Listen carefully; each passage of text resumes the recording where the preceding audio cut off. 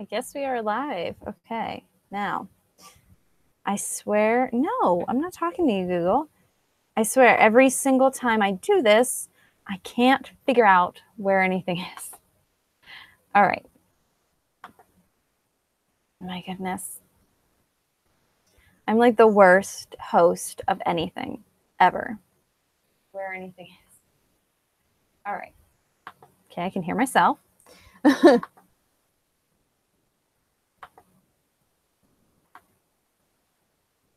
All right, I'm going to share this over on Twitter.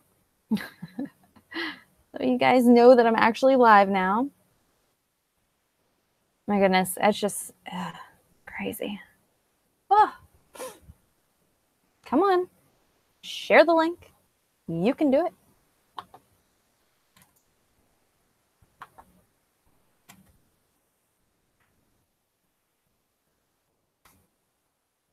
Okay, let's just tweet that out.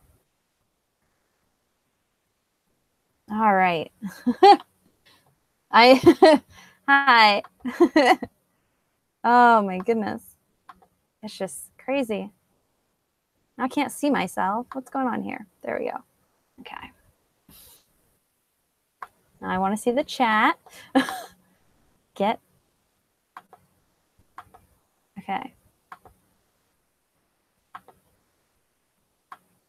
My goodness.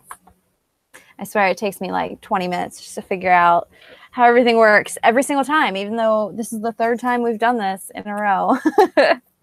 Still having trouble. All right. All right. We are here. Hi, guys. I am so sorry. I am running around frantic today. Today has just been nuts. And I haven't even taken a drink of my Dunkin' yet. It was nonstop red lights. You know, typical. But anyway, hi, guys. This is the live show for The Wide Window. I'm really excited to chat about it, especially since I just finished it, you know, always cutting it late. Oh my goodness. So Amy, I didn't know for sure. Is this a reread for you, or is it the first time you're reading this series? Because I know Shannon, this is the first time Shannon has ever read these, and it's just like the greatest thing for me. Ooh, that's sweet. Woo. Woo. That is sweet. Oh my goodness. Oh, I don't have Catherine's like lovely notes either, because she didn't have a chance to read it this month. She's just gonna catch up for I think the next one. I'm like, oh no, because her notes, I use them like a crutch throughout this whole thing. I'm just gonna be drinking a whole bunch of fluids and drinks and stuff, and we're just gonna relax and chat. This is your first time too? Oh my goodness, I love my little series of unfortunate events, like virgins I call you guys. Oh my gosh, that makes me so excited. So excited. Oh my goodness. So did you read the first two as well? Or did you just jump into book 3? I feel like it's one of those series that you probably could just do that. I don't think it would hurt anything, but I obviously am a super huge fan, so like I wouldn't recommend that. But look at that, right, Shannon? You guys can unite in your first experiences of the series of unfortunate events. I wish I was experiencing it again for like the first time. It's got to be like so awesome. Especially as an adult, because I'm sure there's like things you notice way more now. Oh, good. Okay, so you're right on board with us. That's awesome. I love it. I love it. So I guess we should just go through first impressions. It is very exciting. I love it. I guess we should go through first impressions of, book 3. This is always just super relaxed and laid back, Amy. It's just it's usually just Shannon and I just here chatting. It's usually like maybe Catherine makes it every now and again. It's a really laid back read along. But yeah, I guess we should go through first impressions of book 3. I'm going to be honest, book 3 is not one of my favorites. I know I love all of them. They're all my babies, but book 3 is not one of my favorites. I think Reptile Room definitely will always be like my first, well, probably my second favorite. I think the first book is my favorite. I hope I'm not like gulping in your guys' ear. It's probably really annoying. Oh, my goodness.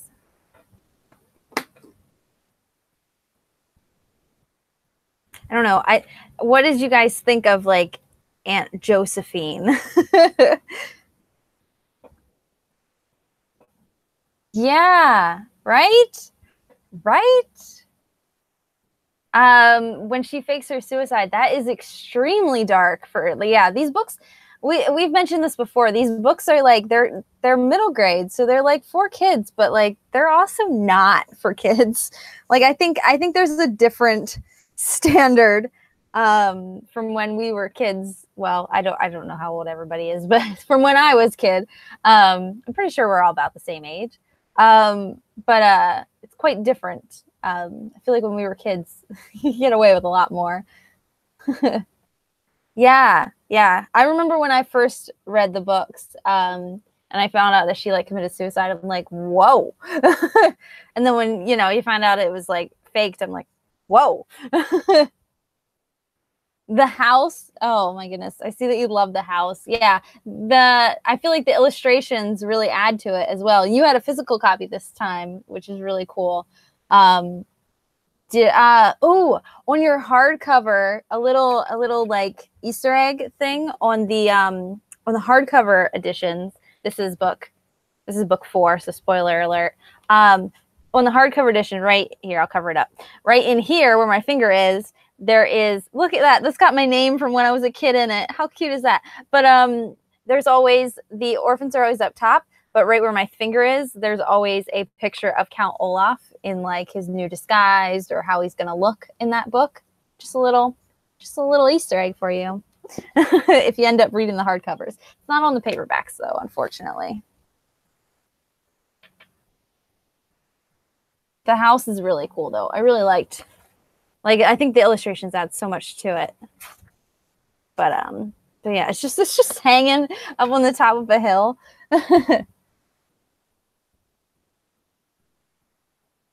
Yeah, she's Aunt Josephine is one of my least favorite of the besides Poe. She's definitely one of my least favorite guardians. I mean, she just annoys me so much. And she sells them out so quick. Like she's just like, just take them, let me live. Like I'm like, and the kids are like, what about us? And I'm just like, you are the worst. You're the worst guardian for these children ever. Like, what are you doing? Yeah, she's definitely like the reverse of Monty. I love Monty. He's, he has the same fault like that all of the guardians have, where he's like, he just is oblivious and, dumb. But at least he's like really lovable. I feel like he's a really lovable character. But Aunt Josephine, man, ugh.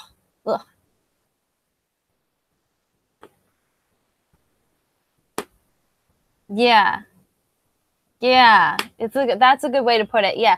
I feel like what Lemony Snicket does with the children is he really like the Guardians have, we've mentioned this before, but the Guardians have always been like the children in the book, like the people that can't take care of themselves. And I feel like the orphans always, like, I call them orphans. I'm so awful. But I feel like they always like step up, and they have way more like morale. Nope, that's the wrong word. Morals. That's the word I'm looking for. Keep in mind, I haven't slept a lot, and I'm just started drinking my coffee, so I'm stumbling. But yeah, it's very accurate. And like, they didn't know her for that long, but it really shows, like, I think it really shows like their caring nature and how much, how better the Baudelaires are than all their guardians, than all the adults in this world. Yeah, I'm so glad that you got a physical copy, Shannon. I know they're really cool. Like, this is, like I said, this is from when I was a kid. I don't have all of the same ones. I think I might have all the hardcovers from when I was a kid over there. But this one actually is like, it's like, I think it's like cracked. But yeah, it's a little neat little tidbit about that little thing there. But it's not on the paperbacks, which is kind of a bummer. But also, like on the, I think we've mentioned before, on the back, the like letter to the reader is basically telling you about the next book, I believe. Oh no, never mind. The letter in here tells you about the next book at the end. It says, "To my kind editor," that tells you. You can't even see it, but that tells you about the next book. So I try to warn people, if you haven't read them, don't read that because you'll get some spoilers. Unless you're the kind of person that likes spoilers. Some people don't.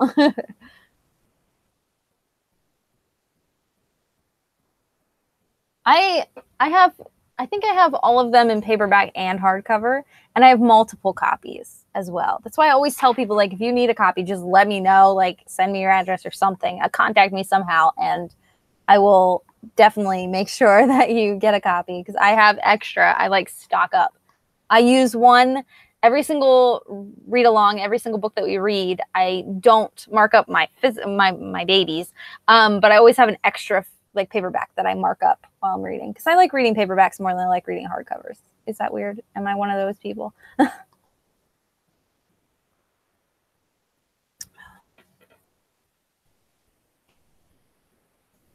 I think it's harder to find the last couple in paperback. They're really harder to find.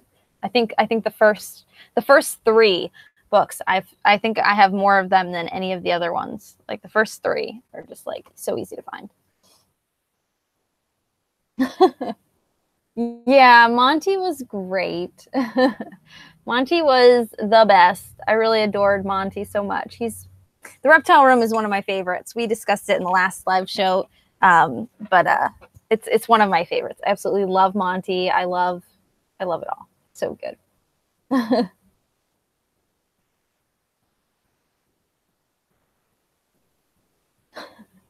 Having a character that sells no to everything isn't that dynamic. It's always a big no-no in acting to always say no. Yeah. Yeah. I agree. Yeah. Everybody misses Monty. I know. We all miss Monty.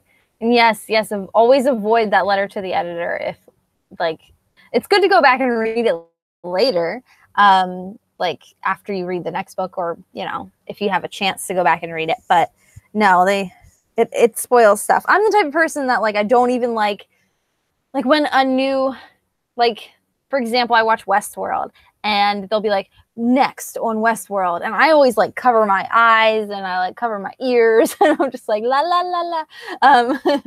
Just like, no, I don't want to even see a thing, like not even a little tiny bit. I don't like to watch like trailers for like when the second Solo trailer came out for the Solo movie, for Han Solo's movie. I was like, I don't want to see it. I don't want to see it.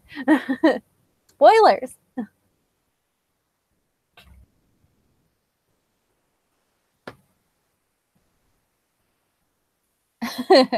Yeah, we talk about that a lot.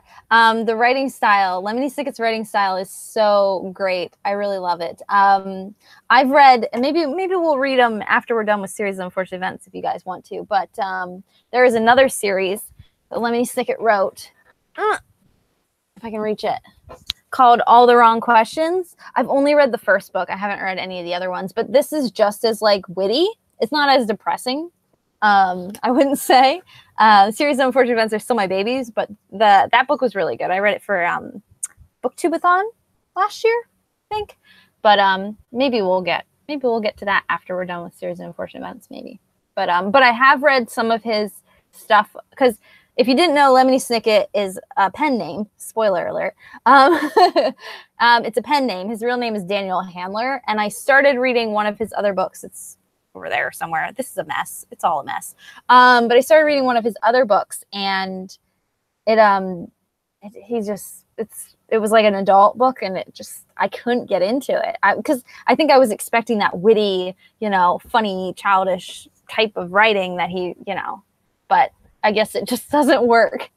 his just adult writing, just, I don't think it's for me, which is really, really depressing because I really wanted to enjoy it. It's a beautiful book too. It's like gorgeous. I think it's right over there. Let me grab it.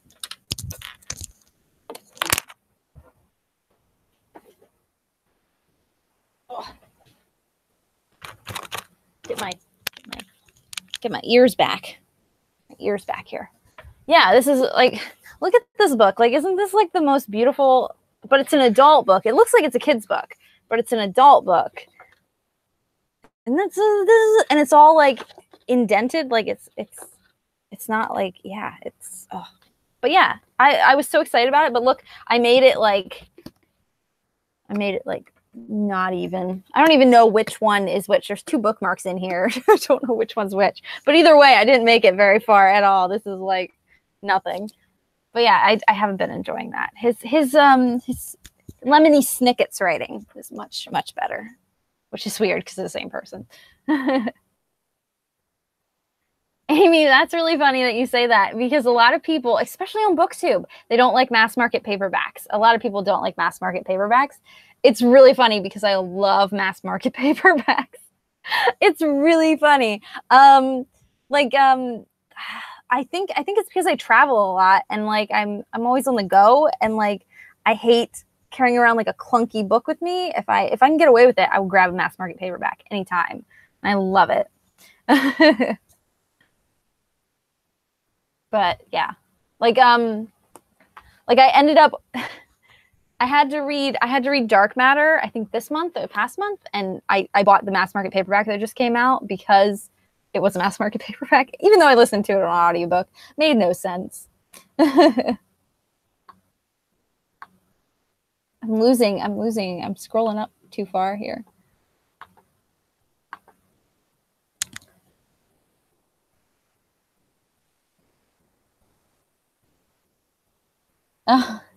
Yeah, my library has, I think my library has both the hardcovers and the paperbacks.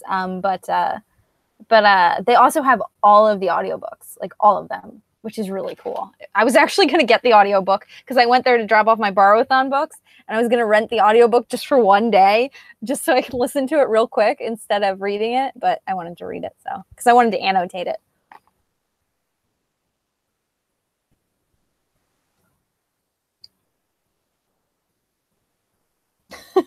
I think in the first sitting, I already got to the part about St. Joseph seeming out of the picture or window.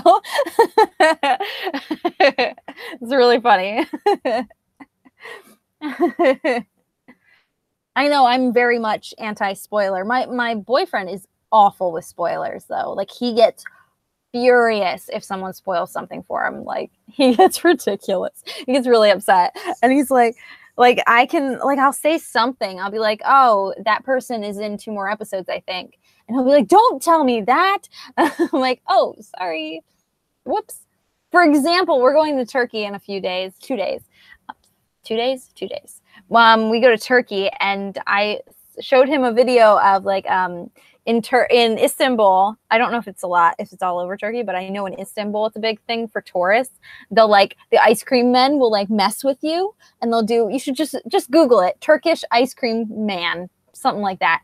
And they like mess with you with the ice cream cones. And he got mad at me because I showed that to him. He's like, I would have loved to find that out on my own. Why did you tell me? Like, doesn't like any kind of spoilers at all.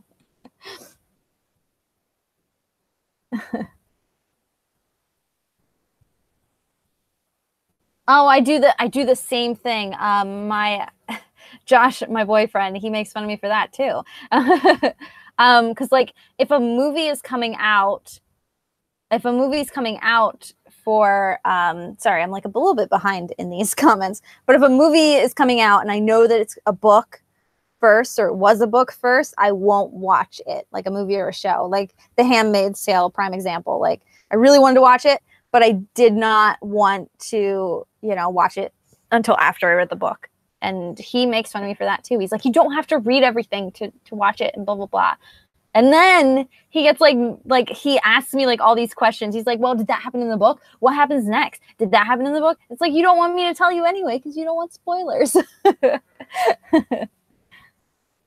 Yes, all the wrong questions. Yeah, maybe we'll do that one after we're done with Series of Unfortunate Events. But this one's really it's you know, the same middle grade style. I think it's a different artist, I believe, but it's like mystery. It's like kind of like detective-y style, and I really enjoyed the first book. So maybe we'll read those after we're done with Series of Unfortunate Events. Oh, I do have Why We Broke Up on my TBR shelf. It's sitting over there. I've never read it. I really need to get to it because I think I would like it, but we will see. I feel so bad because like I love Series of Unfortunate Events and I want to love all of his work, but I can't. Oh, I'm like so gorgeous. Thank you. But you're talking about the book. Yes, the book is beautiful. Amar, is that how you pronounce your name? Amar? Am I saying it right? I hope I'm not like murdering your name. No, I'm not in a library. I'm in my personal library. It's a mess, but this is all me. There's another bookshelf there. There's another one over there. There's another one there. I have an addiction, and it's a real problem. The book's behind me. This is really embarrassing to admit, but if you watch my YouTube channel, I've already admitted it. So this bookshelf and this bookshelf and this bookshelf over here are all unread books. Yeah, the one in the middle, these are like nonfiction and memoirs and stuff, and then this is all classics. Use my right hand, it'll be easier. It's all classics all the way down, and then the rest is all who knows what. Oh my goodness, I have an addiction.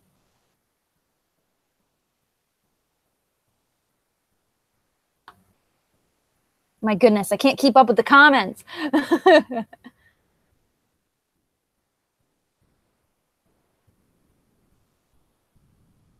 Floppy paperbacks. I have all kinds of books. The audiobooks are really cool. Some of them, not all of them, some of them are narrated by Lemony Snicket himself, but some of them are narrated by Tim Curry. So I really recommend it. At least giving them a shot. But I personally, I'm very much like a physical reader. I do listen to audiobooks and I do try, but like, cause I work retail, but when I'm in the back room, I like to listen to audiobooks. But man, I'd be done with the Series of Unfortunate Events audiobook in 1 second. It wouldn't be worth listening to at work.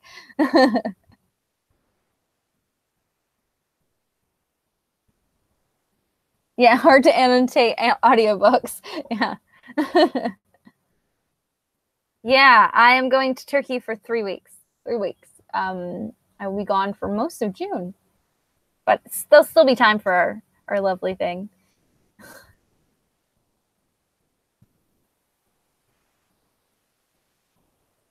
Ice cream. Aw, I'm so sorry they don't have the audiobooks. So sad. Yeah, I only have a couple of the audiobooks like here. I like to get like the CD ones. I think they're really cool.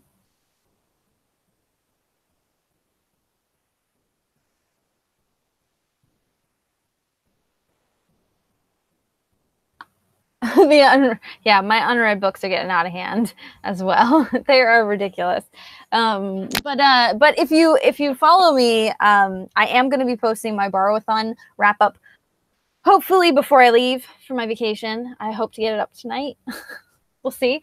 Because I did do it like an extra challenge for myself where I unhauled a whole bunch of books. I know it doesn't look like it, but I did. I unhauled 29 books. Well, I didn't unhaul them yet. They're sitting on the floor, but I'm really going to cut it down because I'm going back to school. So I gotta do my thing, you know.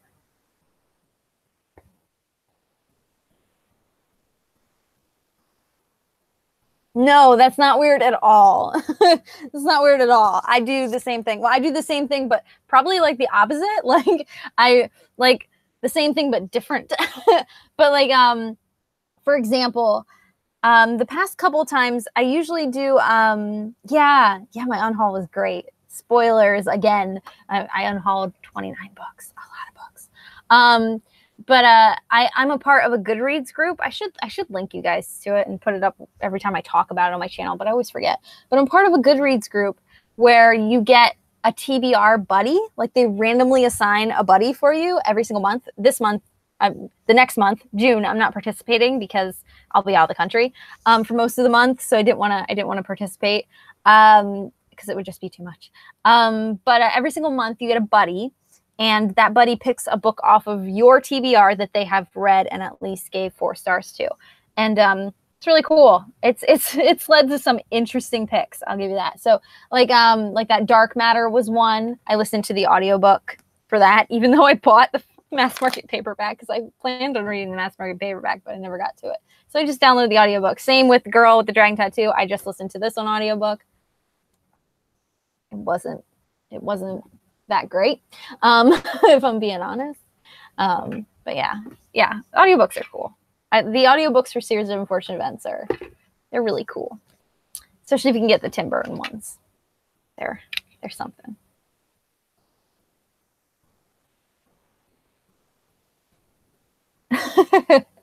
I pride myself in my super short videos. See, here's the deal. I like to watch like long videos on YouTube. I do. I really do. But like me personally, I don't like to record long videos. Like even if I record a long video, I just I cut it down short. I have become such a master at terrible editing. It's ridiculous. I pride myself on my super quick videos because I don't want to waste any of your time looking at my face. Just here's the books I bought. Bye. You probably watch my entire BookTube catalog in a week. Not even.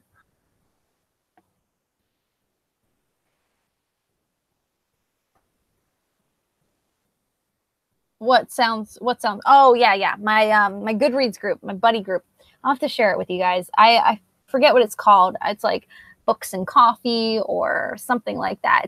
It's some kind of group, but I randomly ended up being a part of it, and I don't know how.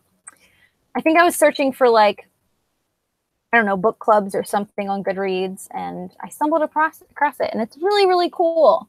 It's really fun. I've read some books off my TBR that I did not plan to read, to ever get to, and I'm really glad I did because the one this year, I think in January or February, I read Eleanor and Park for the first time, and that ended up being one of my favorite books of all of the entire year so far. I loved it. I absolutely adored it, and it was sitting on my TBR for the longest time. I got it in California, and I completely forgot about it, and I kept putting it off. I'm like, because I never read any Rainbow Rowell up to then, and yeah, it was amazing. I loved every second of it. Yeah, it's a really cool group. I'll have to share it with you guys. Yeah, just tweet me about it afterwards because I'll probably forget. Let's be real.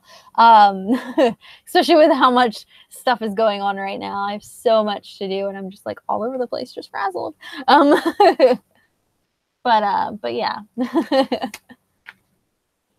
What else were we going to talk about? I can't even just get so off topic. That's what these are about, though. It's just relaxing and chatting.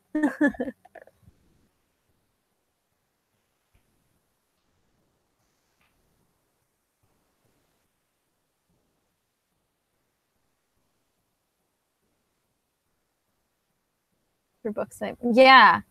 I DNF'd one of those recently. Which one? What DNF'd what? Which one? One of your audiobooks? I always pick classics are really, really, really good for audiobooks, by the way. I listened to the audiobook of Anna Karenina. Okay, let me be real. I have Anna Karenina here somewhere. Oh, it's a sore subject. We're getting completely off the topic of Wide Window, but that's all right.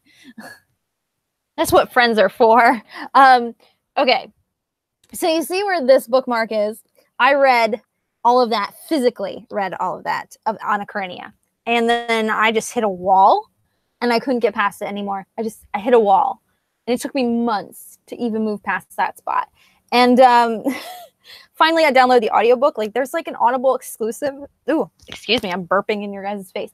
There's an Audible exclusive of Anna Karenina with Maggie Gyllenhaal, and she narrates it. And I swear that's the only reason I made it through. She saved me because that book is god awful. I was not a fan. But yeah, like I took it with me on like when I went to Croatia last year. I'm sitting there like, and I was in Montenegro. I remember specifically I was walking, like there's these walls. There's like these steps all the way to the top of like walls all the way up to the top of Montenegro to like their big fortress up at the top that overlooks the whole down below. I don't know what I'm trying to say. But as I'm walking up those steps and stuff, because my boyfriend tends to walk faster than I am, and he's a little bit more fit than I am. Let's just be real. I was listening to Anacardia like the whole time. They're great for hikes. Audiobooks are great for hikes, and they're great for when you're working. They're great for doing dishes. I almost said Gyllenhaal. They're great for doing Gyllenhaal.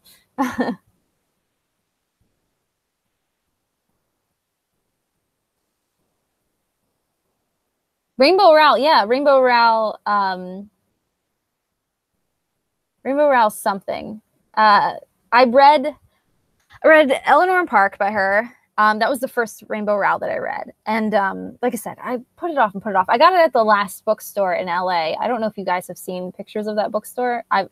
When I went there, I was so overwhelmed. It is such an overwhelming bookstore. I just kind of panicked and bought like 2 random YA books. It was Eleanor and Park, and I think the first book in the Grisha series by Leigh Bardugo, another person that I haven't read anything from. I still have that book sitting over there too.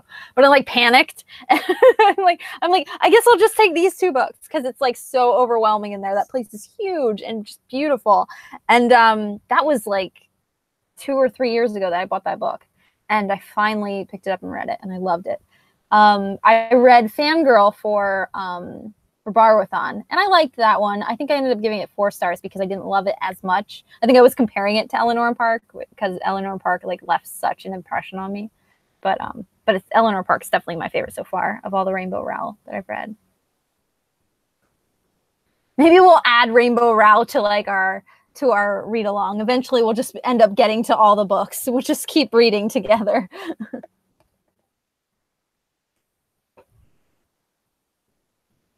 Oh my goodness. Yeah. When you get to Anacardia, it's I hope someday you do, and I hope that you will contact me immediately after you finish it, because no one I know reads, and especially people on BookTube don't read, big, huge, chunky classics usually. It's not usually a thing. It's usually YA, lots of YA, and it's, we're always trying to meet like our Goodreads goal or whatever, but which I barely pay attention to it. But yeah, but this one, I still read 100 books last year, and this was one of them, and this was like the biggest accomplishment ever. But yeah, it was, and I want to unhaul it because I'm sick of looking at it, but I also don't want to unhaul it because it's like I read that stupid thing. It's just I get the importance of the novel, but it just wasn't my cup of tea. I don't think I'm a Tolstoy person. I don't think it's meant for me.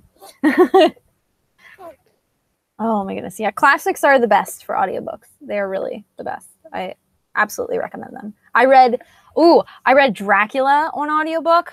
Whew, I gave it 5. I ended up giving Dracula 5 out of 5 stars probably because of the audiobook. I have this really beautiful edition of Dracula, and I didn't want to unhaul it because it was a part of like an unhaul. And if I didn't read it, I had to unhaul it. And I listened to the audiobook for that, and I will definitely be reading that again or listening to it again around Halloween, I think. So good. So good. But it was Tim Curry, Alan Cumming, a whole bunch of other people. I forget who else was in it, but like a full cast, and it was something. It was good. Really good. Loved it. I like when it's like a full cast. I like when there's like different people, or they at least try to sound like different people instead of like, one person. I think Maggie Gyllenhaal did a good job with her book. Yes, it was a cast of characters. Dracula was Tim Curry, Alan Cumming, who knows who else, a whole bunch of people. It was a nice cast. I don't know if it was like an Audible exclusive thing again, but because I have Audible, but I don't know. I don't remember. But I know that it was definitely a great audiobook. It was really good. Like it was one of those audiobooks which, few and far are, I like audiobooks, but like it was one of those audiobooks where you're like literally like you didn't want to like do anything else. You just want to sit there and just listen to it and just like zone out. So good. So good. Girl with the Dragon Tattoo, I listened to at work in the back room because I work at retail, and I was in the back room like getting ready for inventory because we just had inventory, and some of the parts in that book are a little risque is probably the best way to put it. There's like if rape is a trigger for you, I do not recommend reading that book. But it was interesting, and like stuff would happen like that, and like I would turn it down a little bit on my phone because I'm like, oh god, what if like one of like my coworkers comes in the back and I'm just like listening to this disgustingly vulgar like sex scene or something, and they're gonna be like, what are you reading? I'm just like, ah. Anyway. Yes, it was a harsh read. That's probably the best way to describe it. I don't know if I'm going to continue with the series. I honestly, I don't know. It was the book from my Goodreads group that I was like forced to read. I say forced, but I wasn't forced, but it was the one that was chosen for me, and I gave it like 3 stars, I think. I think it was just all right. It was just, I would have never read it like physically. Like I tried to pick it up and read it physically and it just wasn't happening. So I ended up downloading the audiobook. It was like twisty, but it wasn't, I don't know. I really like the girl Salander, like the girl with the dragon tattoo, like that character Salander. I really like her. But the rest of the book, I was just kind of like, Till we got to the end when things started to actually happen, it was kind of slow. Yeah, I wouldn't even, there are better things to read, like the series of unfortunate events. Way better things. Oh my goodness, yeah. It was just not good. And I have like the rest of the books, or at least a couple of them, but I don't know. I start school in the end of August, so like I want to do another unhaul and really narrow this down, and get my bookshelves looking nice before I go to school. Not go to school. It's not like I'm moving to school. I'm going to community college. What am I saying? But I want to like really cut it down so that way I can really focus on the books that I want to read and not, what I have to read.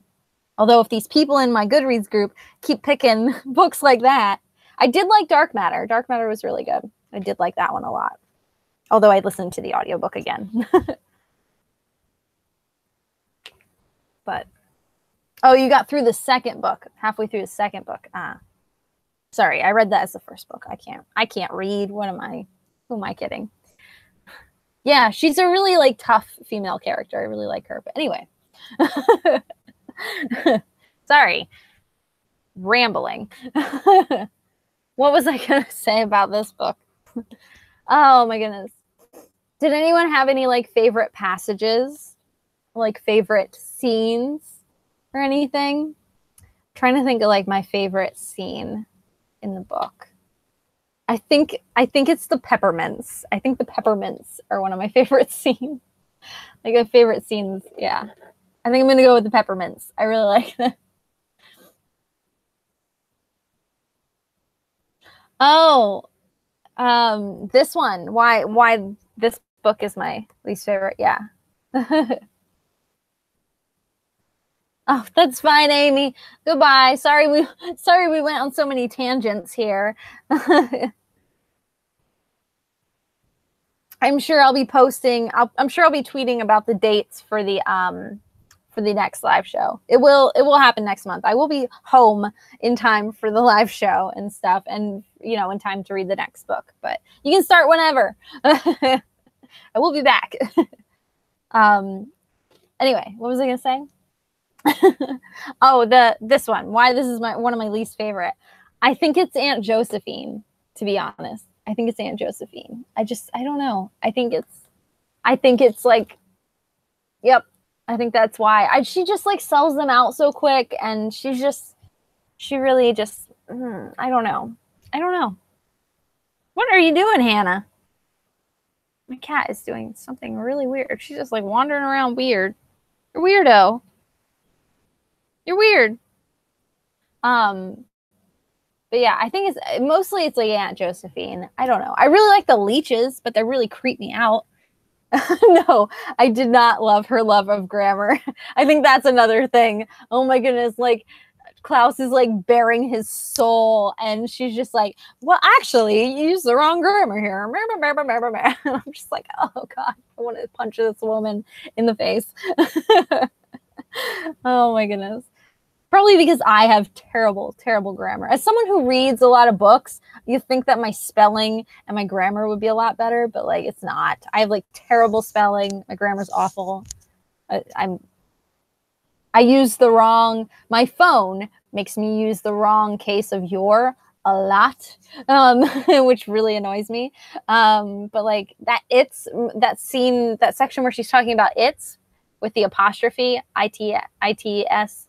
Like, and if whether or not there should be apostrophe, I always put an apostrophe no matter what. I'm like, whoops.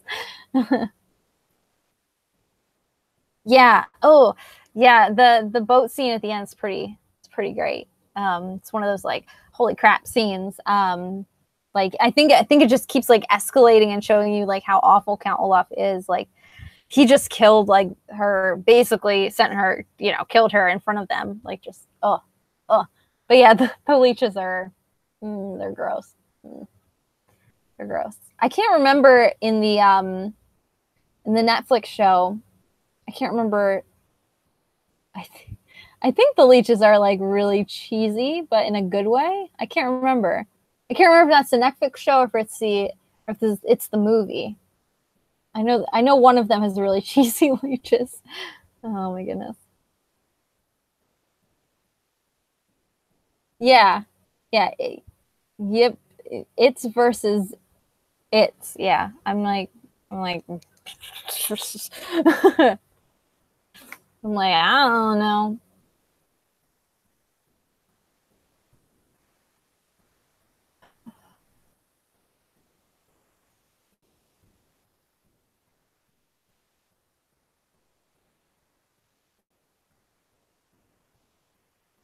Right? Like, maybe she faked her suicide twice. She's I like how she's like, I ate a banana before you got here. So stupid. Oh, I had a banana. So great.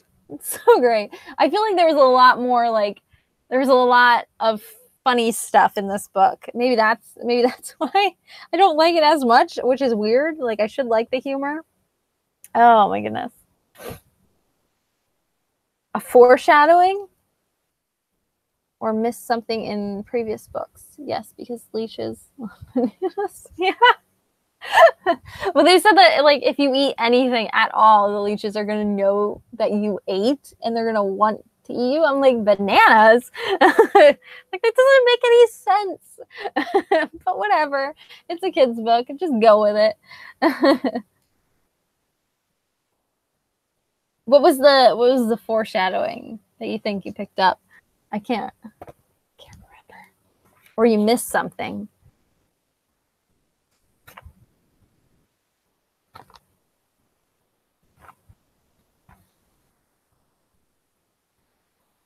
There is we were talking about this. Can't remember. Catherine was talking about how there was a little like an Easter egg for this book. There was like an Easter egg for this book in Reptile Room, is what I'm trying to say. Like right here. Like this is the end of Reptile Room. And right here, see on this guy's shirt, it says Lackamore leeches on this guy's shirt, the guy that's loading up all of like the specimens and stuff. So that's like a little Easter egg. Yeah, Olaf corrects Poe when he lists the crimes. He said, yeah, yeah, that's a little hint. No, you didn't miss anything. You didn't miss anything. I think that was just like a little hint. Perhaps Olaf did some extra things. Maybe he's always been after their fortune. Maybe. But I don't think it comes right out and says it yet. Or I don't know if he ever does. I think we just assume. I think it's kind of a given. I don't want to like spoil anything, but I think it's like a given that he probably started the fire. Yeah. Olaf is not a good dude. I like that where he's like, arson. Yeah, that's a little thing. I did not pick that up as a kid at all. And then like rereading it, I'm like, oh snap. Yeah. Yeah. It's like not like he has had fewer attentions. Yeah. Yeah. Olaf has always been you at least see the good thing about him is he's one of those characters that like has no redeemable qualities. He's just straight up bad. I love it. I love it because like most people like search for just maybe why is he the way that he is, but he's just Olaf. He is just bad, and he just is a bad person. There is no good in him. It's just so ridiculous. No, you didn't miss anything. There I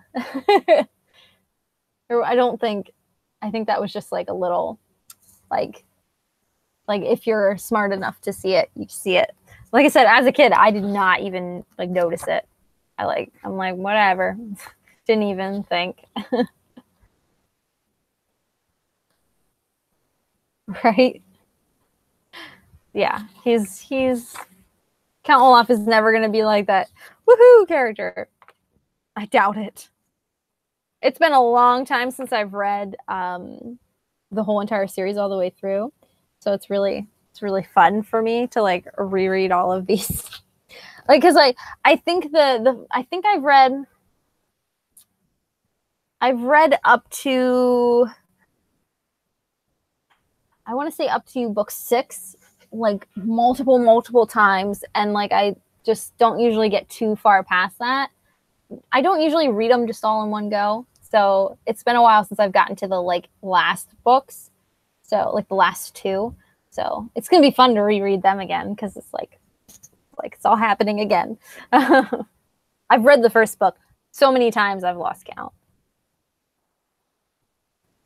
Wide Window is one that I usually like skip over. But yeah. I guess I should ask you what was your favorite illustration? Because you had a physical copy this time. I need to know what your favorite illustration was. I think mine was the Venus flytrap. I really like this one. I think it's really pretty. It's like the pattern on it. To like my annotation, just a tiny arrow just pointing to it. I think that one's like one of my favorites.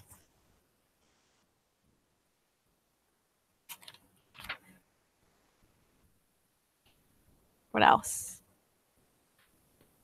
The house one's really cool. Like when the house falls. I think that one's really cool. I don't know where it is. Ooh, in the hand. I like that hand. That is a nice hand. Hands are hard to draw. That is a nicely drawn hand. Although that finger is a little, I don't know what's going on with that finger, but it's okay. She's drowning. It's fine. Yeah. Look here, arrow. Yeah. I thought that you would really like the house ones because you said you really like the house. The house like gives me like anxiety just looking at it. Like it just, oh God. I'm like, it makes me so nervous. Especially that one. There's that one picture where it's like on like, it's like a close up of it and it's like on stilts and oh, it makes me so anxious. Oh, yeah, this one. See, I even wrote, I mean, anxious. And then I wrote, cute. Because the little birdie is just hanging out. But that one makes me so nervous.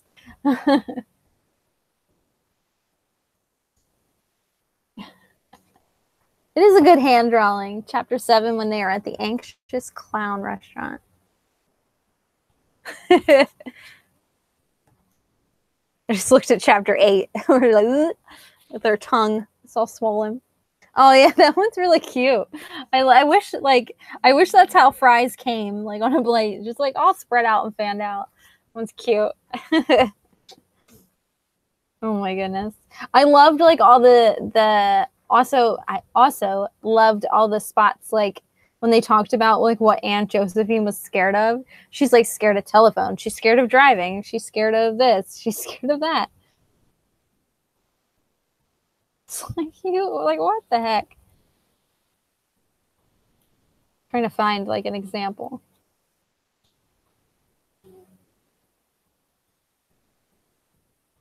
I don't know. Can't find it.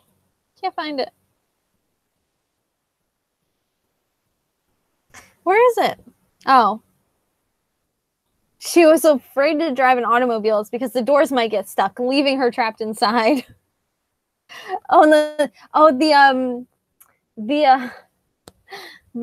doorknobs.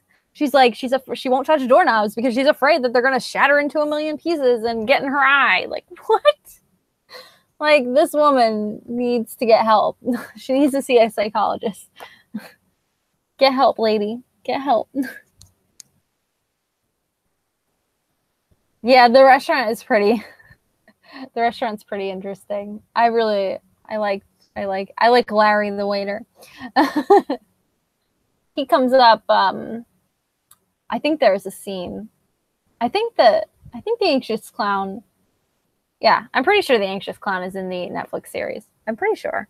I can't remember. I don't know. It's been so long since I've watched season 1. But yeah.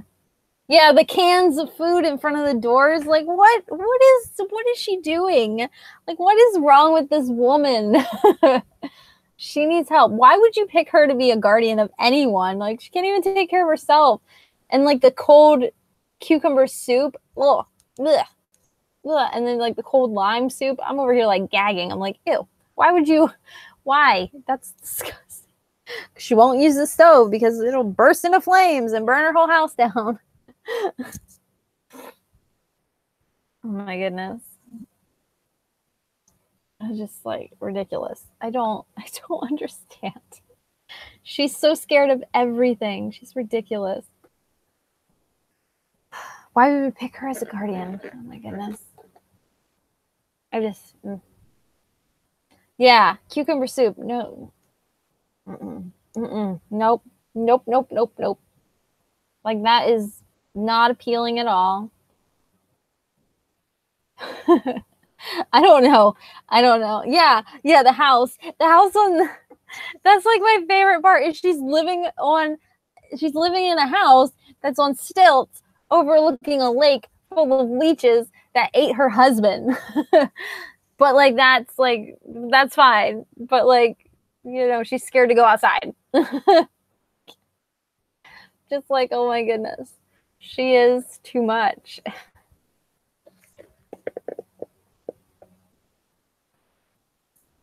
Her husband Ike made all the telephone calls.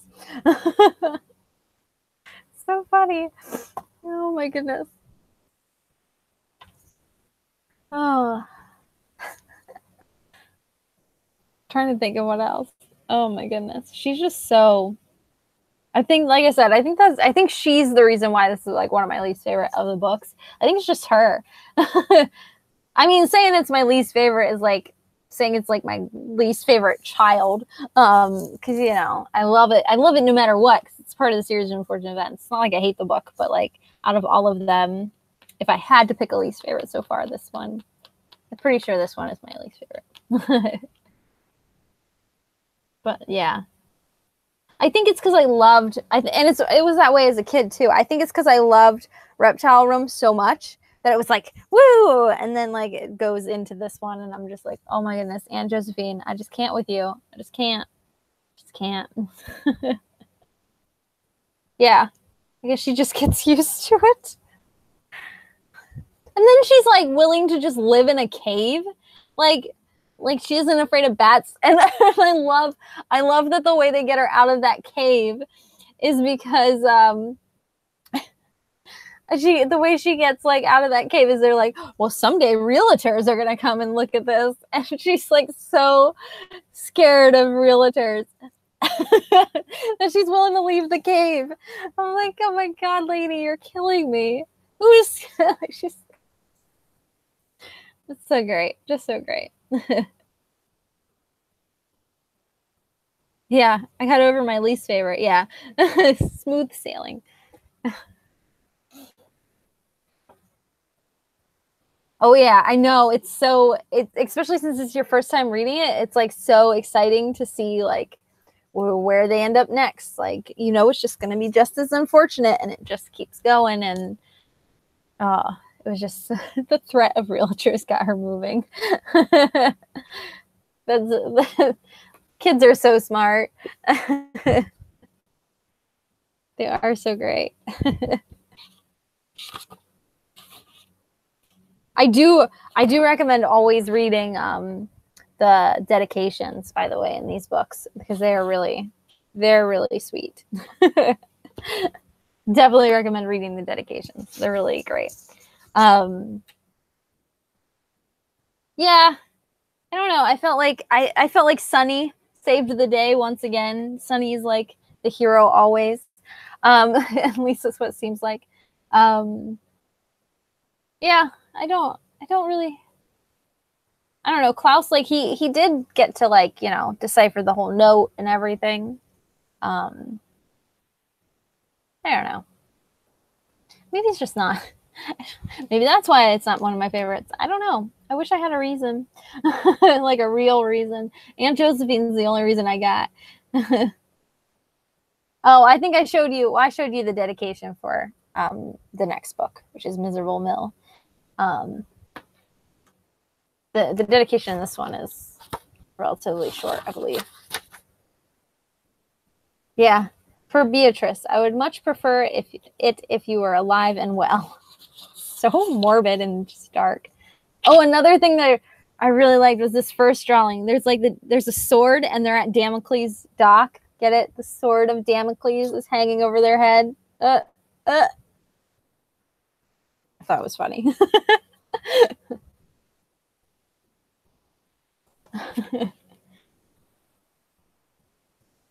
Yeah. Klaus deciphered the note. He was the one who did it. Because he's the one who like noticed that something was weird with the note, and then like they, for the first time, like I think maybe that's another thing. Like I felt like the kids' dynamics were off in this book, as compared to the other ones. Like they got like snippy with each other there, and that usually doesn't happen in like the books. But like he's like rereading the note, and she Violet like snaps at him, and that's like weird for me because they're in this together. I don't know. It was just weird. It was like a weird scene. Like, oh, adolescence. Yeah, I'm not totally convinced Sunny could steer a boat. Yeah. Sunny does a lot of things that I don't think a real baby could do. She's something. She did like reveal Count Olaf though, so I'll give her that. She's the real hero of the stories, I think. Yeah, the Sword of Damocles. Yeah, I thought that was really cool. I never noticed that before ever until reading it this time around. I'm like, oh, whoa, look at that. I love when I find new things like that. The Gorgon knot story was a real reference. I don't know. There's also a reference in there's a knot reference in the first book or the second. I can't remember. There was a knot reference in one of the other books, and I like Googled it. It was like made by like pirates or something, like she talked about, and that wasn't true because I Googled it. So I'm like, what? What is it? Gordon knot? Gordian? Oh,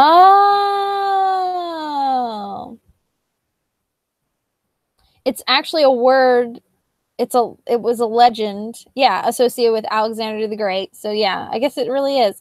But it means like it's a metaphor for it's a metaphor for something that's extremely difficult or involved problem. Oh, so it is a real thing. Who knew? Did not know. But the other knot that they talk about, I forget in which book, but the other knot that they talk about, I think it's in Reptile Room maybe, but they talk about it being like invented by like or something, and that's not real. I looked it up because I had to know. Yeah, the kids, I feel like the kids weren't like in sync very much in this book. Maybe that's another reason why it's just, I don't know. It was just weird. The moral of the story is don't be afraid to bite people's legs. Yeah. Oh, I loved, remember we were talking before about like the moral of the story about like the boy who cried wolf, and they have like this whole section in here that's just like that, and it's like it was like the Three Little Bears is the moral is never break into someone else's house. The moral of Snow White, never eat apples. The moral of World War One, never assassinate Archduke Ferdinand. Like I just want Lemony Snicket to tell me the morals of every single story and every single historical event ever. The internet does know all. It really does. Well, I Googled that first knot because I wanted to know, like, I wanted to see what the knot looked like. So I had like an image, and it's not real. It's not real. Get it? That's a terrible joke. But yeah. So apparently the other knot is a real thing. Who knew? Yeah, I love the morals. The morals. I also felt like this book like ended on like a sweet note, which I didn't like. That's another thing. Like I feel like I don't think the other ones end like that, but I can't. It's been so long, so I don't know. But I can't remember. But like this one ended with like, as long as they, they always had each other and blah, blah, blah. And I'm like, but like, they're going to be in these terrible situations. So like, it's still not good. Still not a good thing. Like, like we're supposed to be sad here.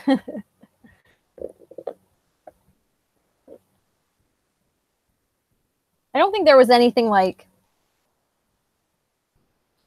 no, like, okay. So the last like page, they talk about like the moral of this story, and they're like, to have each other in the midst of unfortunate lives felt like having a sailboat in the middle of a hurricane, and to the Belldoler orphans this felt very fortunate indeed. So like it still sounds like it's sad, like but it was like a little bit sweeter than the rest of the books, and I'm just like, stop it. I'm a miserable person, and I want my books to be miserable like me. Yeah, they like all come back and like they're thanking each other, and I'm like,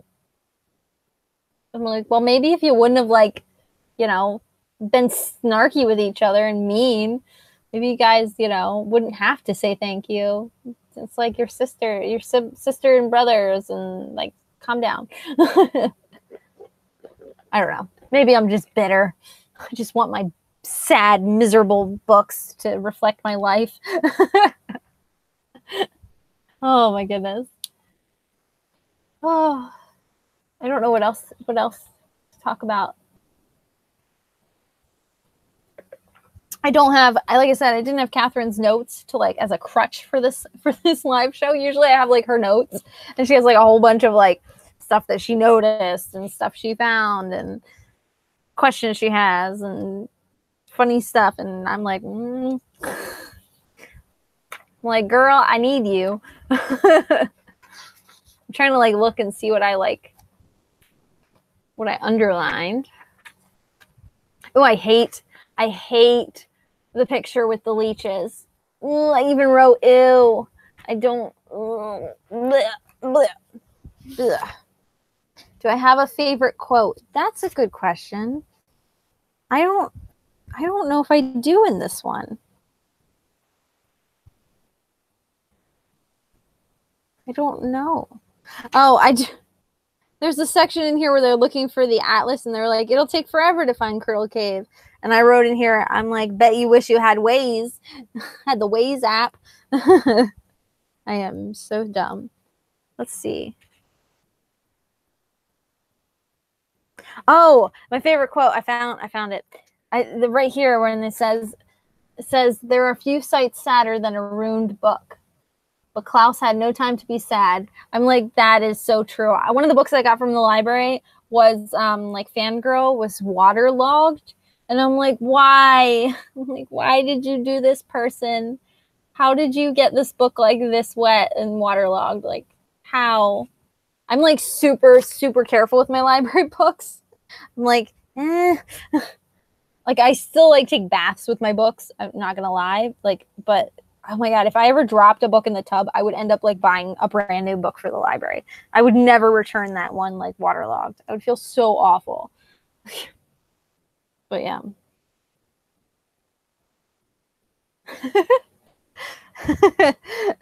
Yeah, I was really bummed that Catherine couldn't make it, but like I couldn't figure out what the leech's picture was. And when I did, I didn't want to. That is so true. It's so true. That's how I felt like when I first read it. I'm like, what the heck are those? Oh no. Oh no. Yeah, they are not pleasant looking. They are not pleasant at all. They're weird looking and don't want to look. Waterlogged books are so sad. So sad. I'm trying to think of like what books. Like my first book of Series of Unfortunate Events, the first copy I've ever owned is waterlogged, but that's all right because I've had it for how many years? I had it since I was a kid. I probably dropped it in the tub as a kid. Who knows? And I have replacements and stuff of that one, but I keep that one for like sentimental value because it's, it is the one that I've had since I was a kid. But like I'm like super. I take a lot of baths with my books. I like to read in the bath. But like I'm really careful. I hate like, oh my goodness, if I dropped a book in the bath, I'd just cry. It'd be like dropping your phone in the bath or something. Like, oh, I would just bawl. They're like the saddest thing. But yeah, Fangirl I got from the library was waterlogged, and it was just so annoying. Like, why would you? And like the spine was cracked, and like I'm just like, oh my goodness, who borrows books like and treats them like this? I know they're library books and you get to return them, but like some care, people, some care.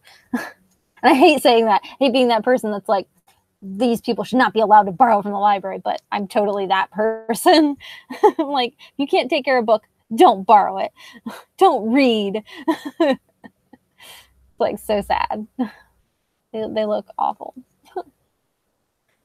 But yeah. Yeah, Fangirl. I read Fangirl for Borrow-a-thon. It was the first book I read. I read it in like one day, which it was chunky. It was like I said, I think I was comparing it to Eleanor Park because I really loved Eleanor Park. But it was all right. It was good. It was, typical Rainbow Rowell that I expected, like, contemporary fun. I'm pretty sure you've probably heard what it's about. It's about like girl writes fan fiction. I have Carry On, which is the fan fiction that she writes.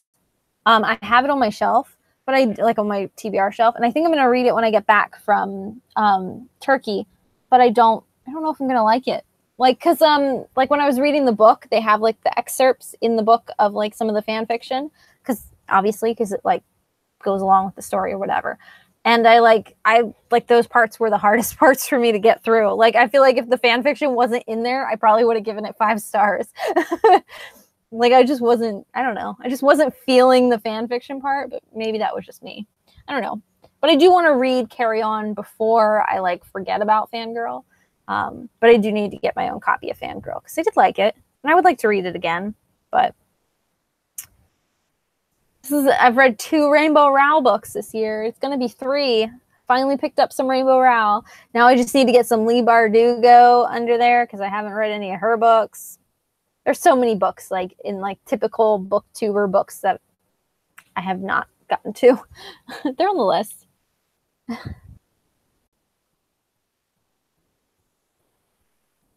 Yeah. Carry On is, so Fangirl is about a girl who writes fan fiction, basically. That's basically like the basic, like without any spoilers, that's like the basic summary, basic plot synopsis, whatever. But yeah, she writes fan fiction, and Carry On is the fan fiction that she wrote. So like it's a companion book kind of. So like, but I've heard that you can read Carry On, vice versa. Carry On if you've read Fangirl and vice versa. But I don't know. I've heard Carry On's good, and I've heard Carry On is bad, but I don't know. I'm nervous about it because like the fan fiction parts of the book of Fangirl were not my favorite. So we'll see. We will see. I want to read it before I forget about it, but yeah. I really think my sister will like Fangirl because my sister writes fan fiction a lot, and she really likes to read fan fiction a lot. She's really into that whole world more than I am. So I think she's gonna like Fangirl more than she would like Eleanor Park. Eleanor Park was more my style. Very much my style. It was like set in the 80s, had so many like pop culture references, but it wasn't like overly pop culturally referenced, if that makes any sense. Like Ready Player One was like used their pop culture references as a crutch, and I was not a huge fan of Ready Player One. I think I'm like the only person on BookTube that wasn't a fan of Ready Player One. But Eleanor Park did it in like a nice subtle way, and I really enjoyed it. But I read a lot of contemporary. I'm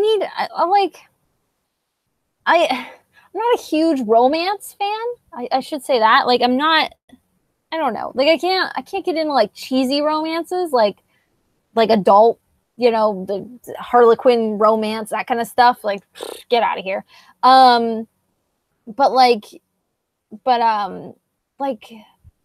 it was just, what was I saying? I got distracted. I was reading. um, but um, but yeah, like as long as like YA contemporaries, I can kind of get behind. I don't know, because like sometimes I just need something light and fluffy. I read Emergency Contact. I'm gonna have to get a physical copy of it. I borrowed that from the library. See, that's so bad. I borrow these books from the library, but then I want physical copies of them because I want to read them again and again and again. Which I guess is not a bad thing. I'll just save up gift cards. But yeah, I read Emergency Contact, and that was super cute, contemporary. Really loved it. It was like so. But sometimes I just need that little like, feeling. So sometimes contemporaries, feel good. Yeah, Six of Crows. I haven't tried anything Leigh Bardugo yet. I want to read the Grisha trilogy before I start Six of Crows, which is good because Six of Crows is still cost money, and I don't want to like spend money on it if I'm not going to like it. I want to read something Leigh Bardugo that I already have to see if I like her writing style, but I don't know. Yeah. Oh, yeah. Ready Player One was just, it was just, it's such a sore topic for me. And I was going to make like a whole review on Ready Player One, but I just moved past it. And I don't know if I'm ever going to do it because it's just going to end up being a ranty, long, just video, just complaining. And it's just, people are just going to hate me for it, which I don't care about that part, but I just don't want to like waste my time anymore on it. That it's already wasted mine. I didn't mind some of the references, but I felt like it, and I like the references weren't really obscure or anything. Like it wasn't like anything like I'd never heard before, but it was just like so like a crutch for the story. Like I feel like they just threw so many references in there just to have them in there. Like, and I also feel like whoever edited that book, like the editor needs to be slapped in the face. Like, what are you doing? Just and oh, there's so much I have wrong with that.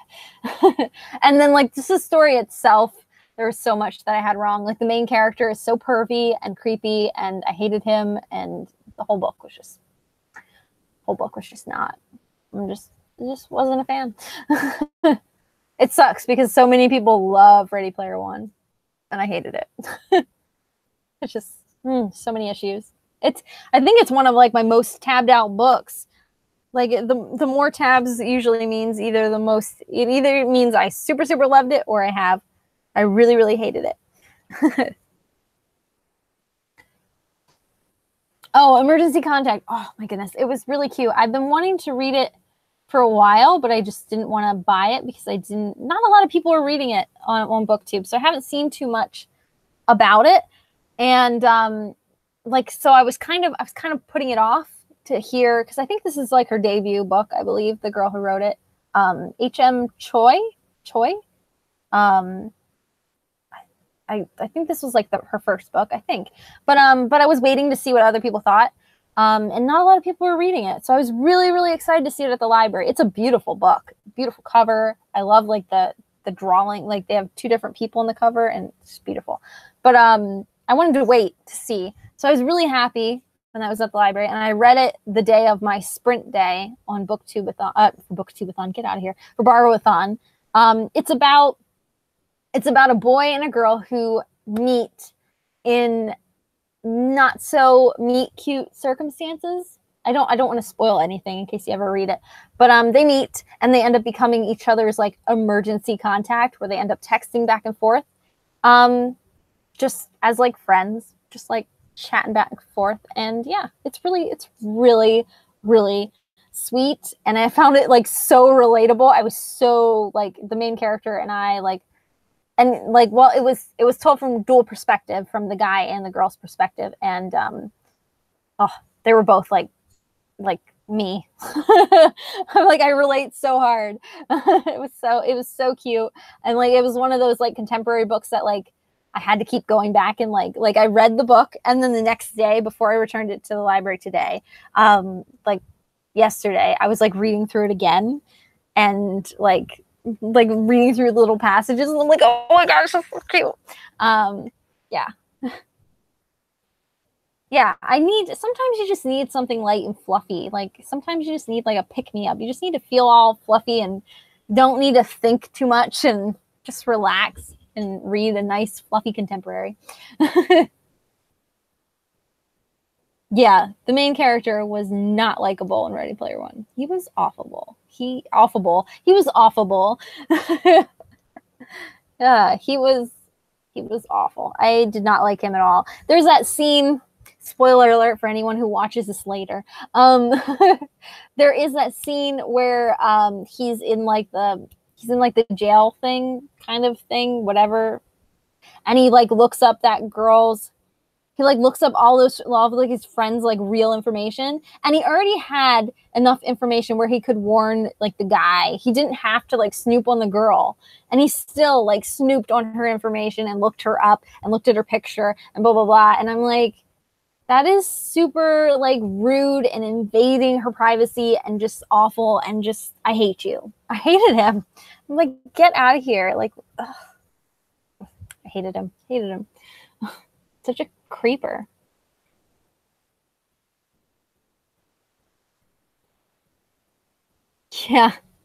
Yeah. It's really frustrating when it's like a huge book that BookTube loves, and I hate that. I hate being the bearer of bad news. And I feel like a lot of people like make videos too. Like that's a new thing on BookTube as well. Like people, I've noticed it more frequently. People like will make bad reviews of books just to get views. Like they'll just make a review of like a book that they just say that they hated, like a popular book on YouTube, just so they can get more views. And I'm like, get out of here. But like, I always like I feel bad, but like I'm totally honest with my opinions. I have no filter. I don't care. I will tell you that book sucked. But like, I feel like some people like today make book reviews just to get the views. I watched a book review and the person ended up deleting it, probably because they got so much hate for it. But I watched a book review and I was actually going to make a video about it, but I didn't, because I'm like, nah, it's too petty. I'm over it. But there was a girl, I can't even remember her screen name because I unsubscribed to her and everything because I was so upset. She did a review for The Hate U Give, and it was the most racist review I've ever watched. It was awful, and it was just the book went completely over her head, and she was like claiming reverse racism and all this stuff. And I'm like, reverse racism is not real, girl. Get out of here. And it was just so bad. It was just such a bad, terrible review. But she deleted it like a second later after I saw it. She must have got like so many bad like people like commenting on it. It was, I've never thumbed down a booktube video ever. Usually if I see a video I don't like, I'd usually just pass by it. I just click on something else, but it was bad. It was a bad review. Just terribly done, like constructed, and it was just like just hating on it. And it was just not, it seemed like she was just hating on it just to like get a reaction out of people. But then she ended up deleting it because she realized how racist she was being. It was awful. Awful. Yeah, Emergency Contact was a really, really cute book. It was really cute premise. And when I first heard about the book, I heard about it when I was looking for like new releases for the year. Because I think it came out in February, maybe? I can't remember. But I was looking at books for like new releases, and that was one of the ones I saw, and I'm like, that is such like a very good like modern romance, like you know, like kind of story, like, you know, talking through text, and it's very much, you know, today. And it was like something that I put on my radar, but like I wasn't going to spend the extra money on because of that physical TBR behind us, behind me, not us. I guess it's in front of you. Yeah, so I was like putting it off, and then I saw it at the library, and it didn't fit like any categories really for Borrow-a-thon, but I didn't care. I read it on my sprint day in one sitting. It was like 391 pages. I read it in like just that one day. It was so good. I just ate it up. Affable. Yeah, he's affable. Yeah, snooping. Boo to that indentured place. Yeah, he was so creepy. He was just like snooping on her. Ugh. Yeah, the hate reviews are just, I don't know. And I think they really started popping up when Zenith came out. That book that was published by Sasha, and bless you. Bane sneezed. But yeah, I think like they really started coming out like after Zenith, because like people were making reviews of Zenith which were not good, which I wasn't going to read Zenith anyway because it didn't seem like my cup of tea. It just like, I saw the reviews and I'm like, ooh. But then people were like freaking out because like, that's a booktuber and you need to support them. And it's like, well, not if their book's bad. You have to be honest. Like if you don't like it, then, you know. But there were people that were like defending the book who have never read the book. They were just defending it because they knew the people. And I'm like, well, that's not legit either. Like, it's like Anne Fraser is like, I don't know where her books are, where her most recent one is. Oh, where is it? I'll pull it down. Oh, it's up there. Oh.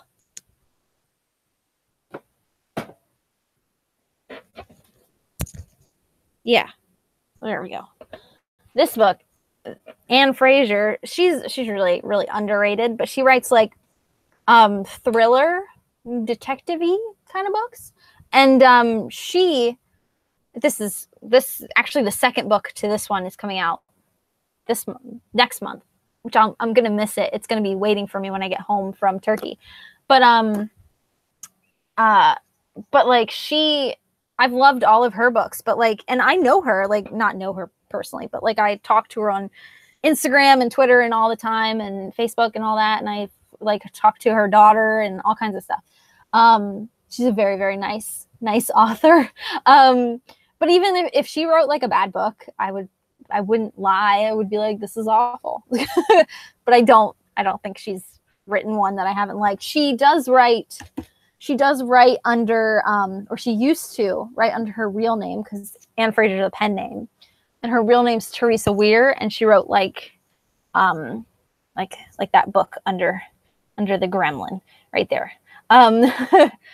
That book's like romance, I believe, like cheesy romance. But I still own it because she wrote it, but I don't think I'm gonna like it. But even if I didn't like it, I would tell people. Like I wouldn't. And I love Anne Fraser, but you can't just lie just because you know someone. Just don't read their books then if you like. I don't know, but you can't like just defend someone based on who they are. Like that doesn't make them a good writer.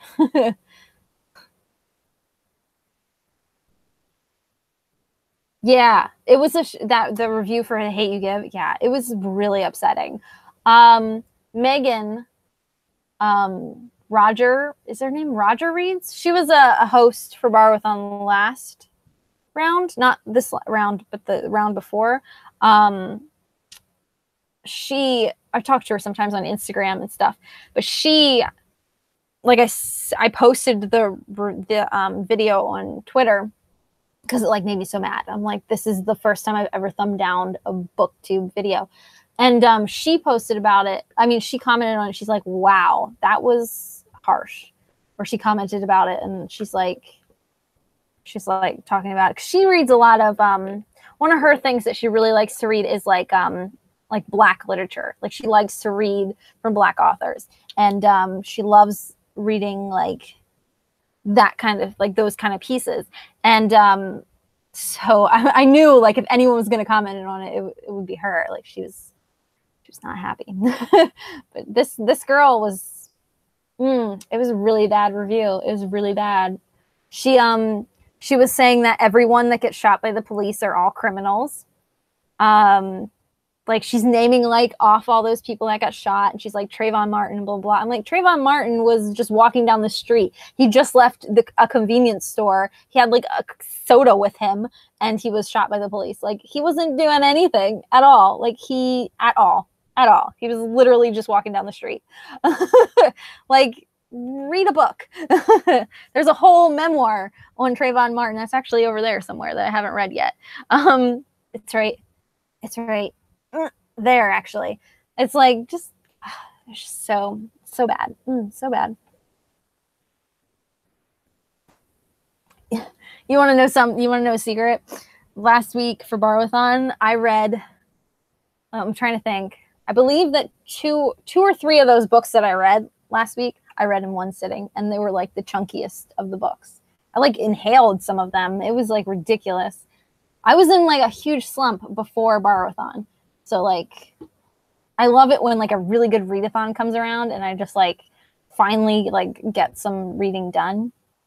And it was like, yes. And I just like, that's another reason why I like contemporaries sometimes, because you can just inhale them. Like they just suck you in and you just like get all the feels. Oh yeah. The sprints were, it's all right. It's all right. We have lives. It happens. I'm surprised that I stayed awake for the sprints. Because my last night I was supposed to, I sprint until 11 on my night. And I could have stayed up till midnight and sprinted, but I was dead. I stayed up till 11, sprinted, and then Josh and I watched the newest Black Mirror episode. And not Black Mirror, what am I saying? The newest Westworld episode. I don't know where Black Mirror came from. But we watched the newest Westworld, and then I was up watching that. And yeah, I read a lot for Bar-a-thon. Yeah, I read like six out of the 7 books that I borrowed, I think. I don't know. I have to post my wrap up. And I liked the majority of them, I believe. I think I gave like 3 of them 5 stars. I think. Yeah, Zenith was Zenith. I can't say anything because I haven't read it, but I don't think that I'm going to. I think if I ever do rent it, it would be borrowing it from the library if the library ever got it. But I don't think neither one of our libraries near me have it. But that's the only way I think I'd read it is if I borrowed it. Because because I haven't heard, like, the people who I trust with reviews, I haven't heard great things. The people that are not like just in Sasha's corner, Sasha and who the hell is the other girl's name? I don't even remember. I don't even watch like Sasha's videos like anymore, and it's not because I don't like her. I lost interest. Some of the big booktubers, I don't know, they just like, they're just like, so I don't know. I just get like burned out on like them because they're like doing reviews for, this is a paid sponsorship and blah, blah, blah. And I'm just like, okay. I'm just like, just stop, just go away. I just want to watch wrap ups and, and talk to real people. I don't know. I'm weird. I don't know. I'm more about the community than like ever doing this for like a real thing ever. But maybe I'm bitter. I'm just bitter. Yeah, that's a good point. There's like some authors that I won't read because the author themselves are terrible people.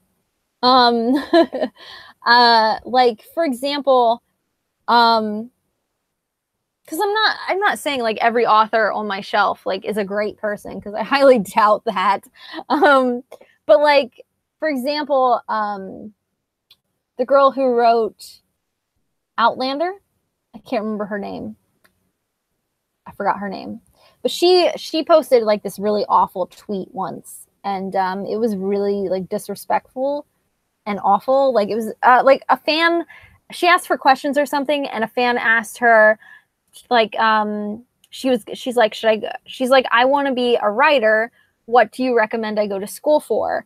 Like what courses should I go to school for, and blah blah blah. Yeah, Diane Gabaldon, whatever, Gabble Gabble.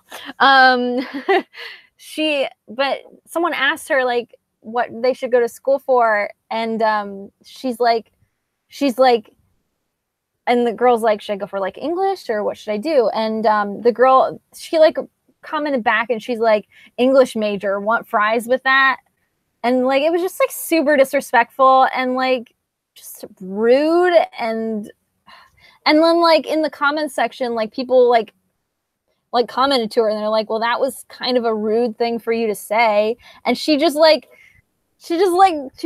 kept like defending her point of view. And I'm like, no, you're wrong. You don't say that. Like, this is a fan, and you're basically telling her that her dream is garbage. Just go work at McDonald's. Like not every writer makes it, but like the correct response is go to school for English, maybe take a creative writing course. Do you? It's like so rude. So rude. Yeah, it was just, after I read that, I'm like, don't have to read Outlander, which was good because I didn't plan on reading Outlander. Let's be real. Those books are like this big. It's like, and the pages are like Bible thin pages. I was like, nope, don't need to read this. Thank you, Diana, for being a not nice person. 4 out of 6 challenges is really good. That's really good. It's more than some people. Some people are lucky if they read like, you know, people's lives are crazy. You're lucky if you read one book these days. Like everything's always so busy. I'm surprised I read as much as I did. I really shouldn't have, because I really like left all of my to-do lists for when I go on vacation, like pile up. But whatever. I work best under pressure, I guess. Yeah. Oh, maybe I should use that challenge for the next round of Grinchathon. think that would be like a good challenge. I can't find, I'd have to find like a book. I would have to either find Zenith or something awful like that. I don't watch a lot of the big YA tubers. Yeah, I don't know. I watch Books and Lala. I really like Books and Lala, but even some of her videos that are like sponsored and stuff, sometimes I'm just like, eh. Like Emma's books, like her videos can, I'll watch like a few here and there. I don't hate her, and I don't hate her, like I don't hate on her for doing what she does. Good for her, but it's just, I lose interest. I want like real people. I don't want like these people that seem like that I'm like watching like a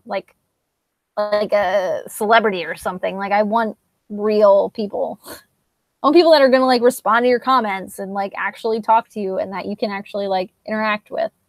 Which sounds awful. I would be like the worst person to ever get big on YouTube because I like to respond to everyone like that I can. At least I try to. And it's like I'd have to quit my job. I would just have to quit my job. Yeah, Diana Gabaldon was so rude. She was just so she was so bad. So bad.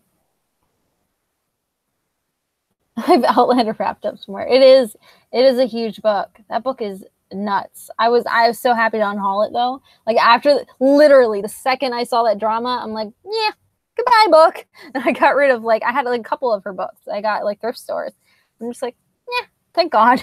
Like I don't want to read them anyway. They were chunky. I probably would have just listened to the audiobook, but it's not really a premise that I'm interested in anyway. So yeah. Yeah, I think that would be a really good Grinchathon challenge. I think we'll have to save that one. I'll have to write it down so I don't forget it. Book you don't think you will like.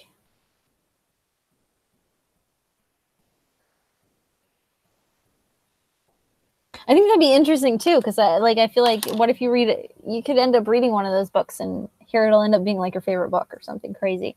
That would be really cool. I have both cats just wandering around in here. Sponsor thing changes. Yeah, the sponsor thing. So Emma's books did. I'm like really like dishing the tea here. Like I'm really like bringing out the saltiness. But Emma's books did she did a sponsored video for Scythe, which by the way, if you haven't read Scythe, it is so good. So good. Where is it? Oh, it's all the way up there. I'm not moving. Anyway, it's really good. Really good. Really recommend it. I still haven't read Thunderhead. It's right over there, but it was such a good book. I rated it like 5 stars. I read it for the last round of Borrowathon, and it was like my favorite book that I read all of Borrowathon. But like she did a review of it. She did like a paid sponsorship because they sent her Thunderhead for free, and they sent her Scythe as well, I think. And she never read Scythe, and she did like this whole paid sponsorship for Thunderhead. And I'm like, but you've never read the book? Like just go away. Just go read the book real quick, then come back, and then I'll listen to you. I was like so upset. And she kept saying Scythe wrong. And like the whole time I'm like cringing, and I'm just like, I can't watch this. I can't watch this. I'm like, I can't say it. I can't just stop saying it. She said like Scythe or something, and I'm just like, oh, it hurts.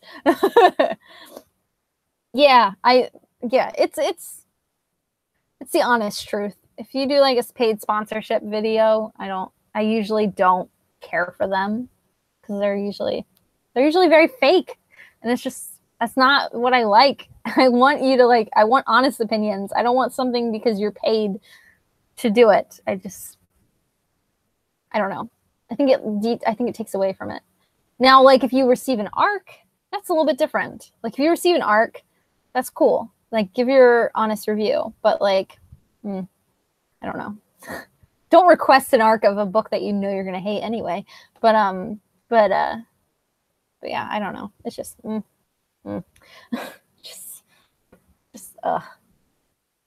Yeah, Scythe is amazing. Scythe was really, really, really good. It was one of those books I wanted to read for like the longest time, but again, I didn't want to. It was a perfect Borrowathon book. It was one of those books I was looking at the bookstore over and over and over again. I loved the cover. Like the cover was the main reason I kept picking it up. And I'm finally like, okay, that's it. I'm getting it. Like I read the premise on the inside. I'm like, that's it. I'm getting it. I'm getting it. And I borrowed it from the library for Borrowathon, and I loved it. That was another one of those books that I just like inhaled, and it was so good. It was just so unique and just very interesting. And I still haven't read Thunderhead because I'm like not ready. It's like because I want to like reread Scythe again and like just like engulf it. It was just maybe in July. Alphabeton. I think I'm gonna be like an extra co-host for Alphabeton because they're doing a month-long readathon in July where you have to read like the entire alphabet in 1 month. Like it can be either the author's name or the title of the book, and you just like go through the alphabet, which is really cool challenge. I really like Alphabeton a lot, but that's really neat, like month-long challenge, and they needed like extra hosts and stuff, so I volunteered. But they, I think maybe I'll reread Scythe and Thunderhead because that would take off 2 letters right there for July. We will see, because I really want to get a lot of reading done before I start school. So, but yeah. Yeah. I hate that. I hate when people recommend books before reading them. That happens so much on Instagram. That's like my biggest pet peeve. People do that all the time on Instagram. That's a huge thing on Instagram.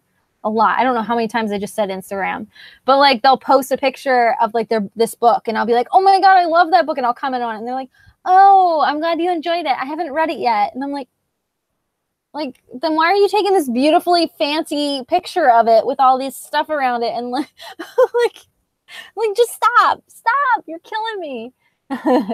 Like, just read it.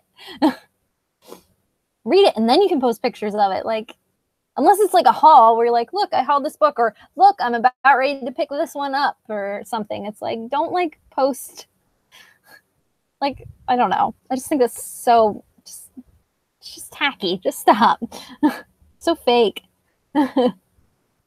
Yeah, arcs are different. I really like I've only ever received 1 arc. That's because I requested it, and I just like requesting arcs just seems like so much work. And it really is, like, you have to write out an email. I mean, come on. I'm not an email person.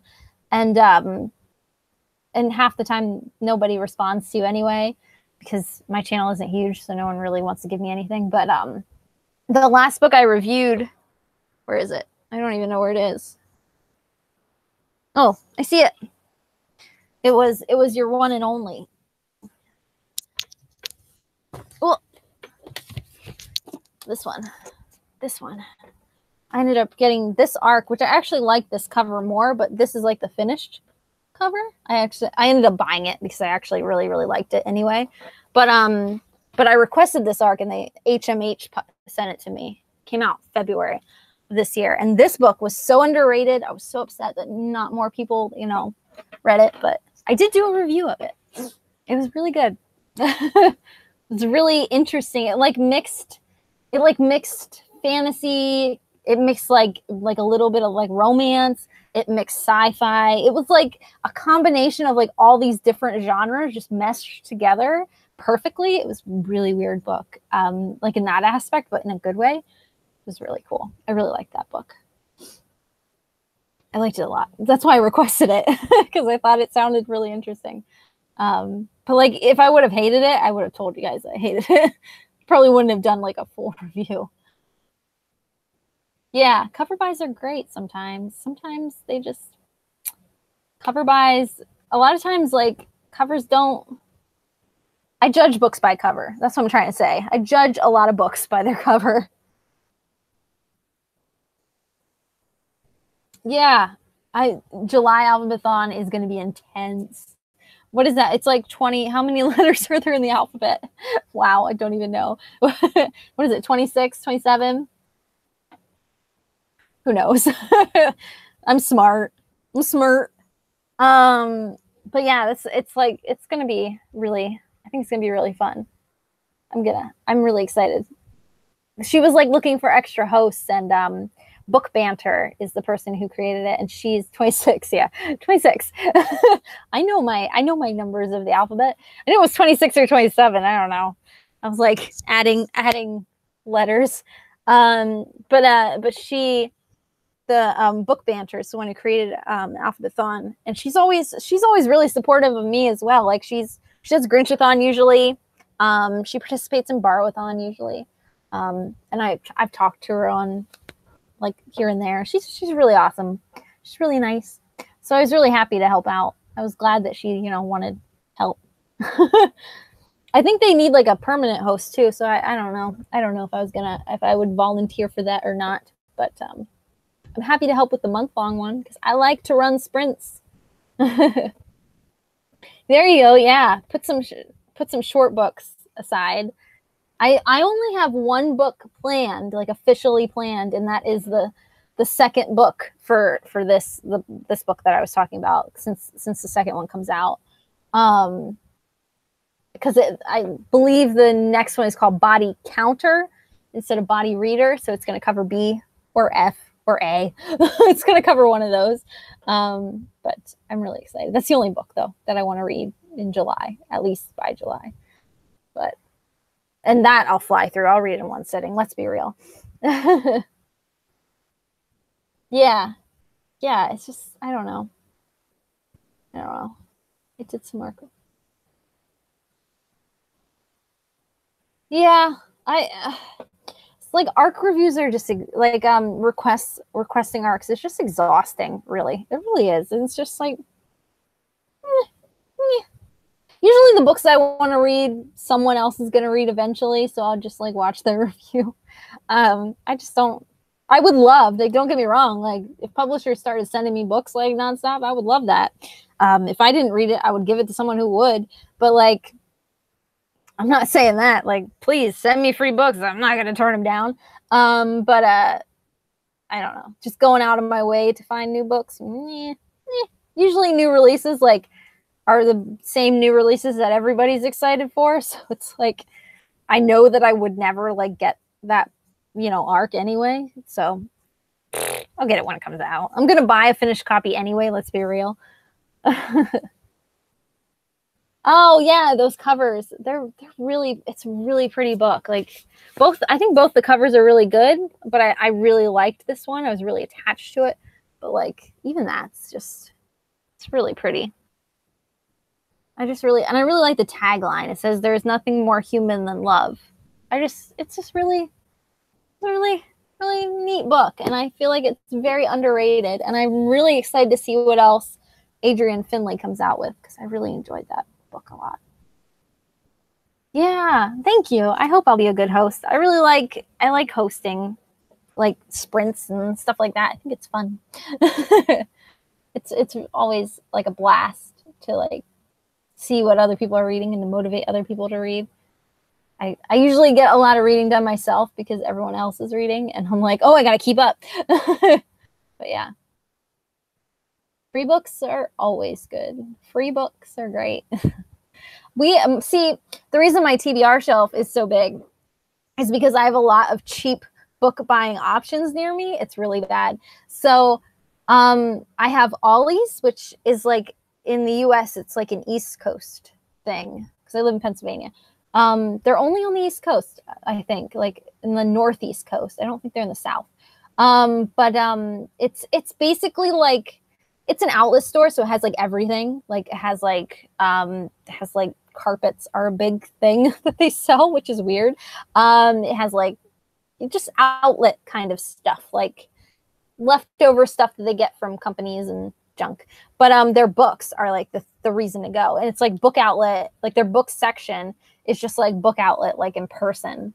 And it's so great. It's just, there's so many good books, and it's always like their like slogan is good stuff cheap is their slogan.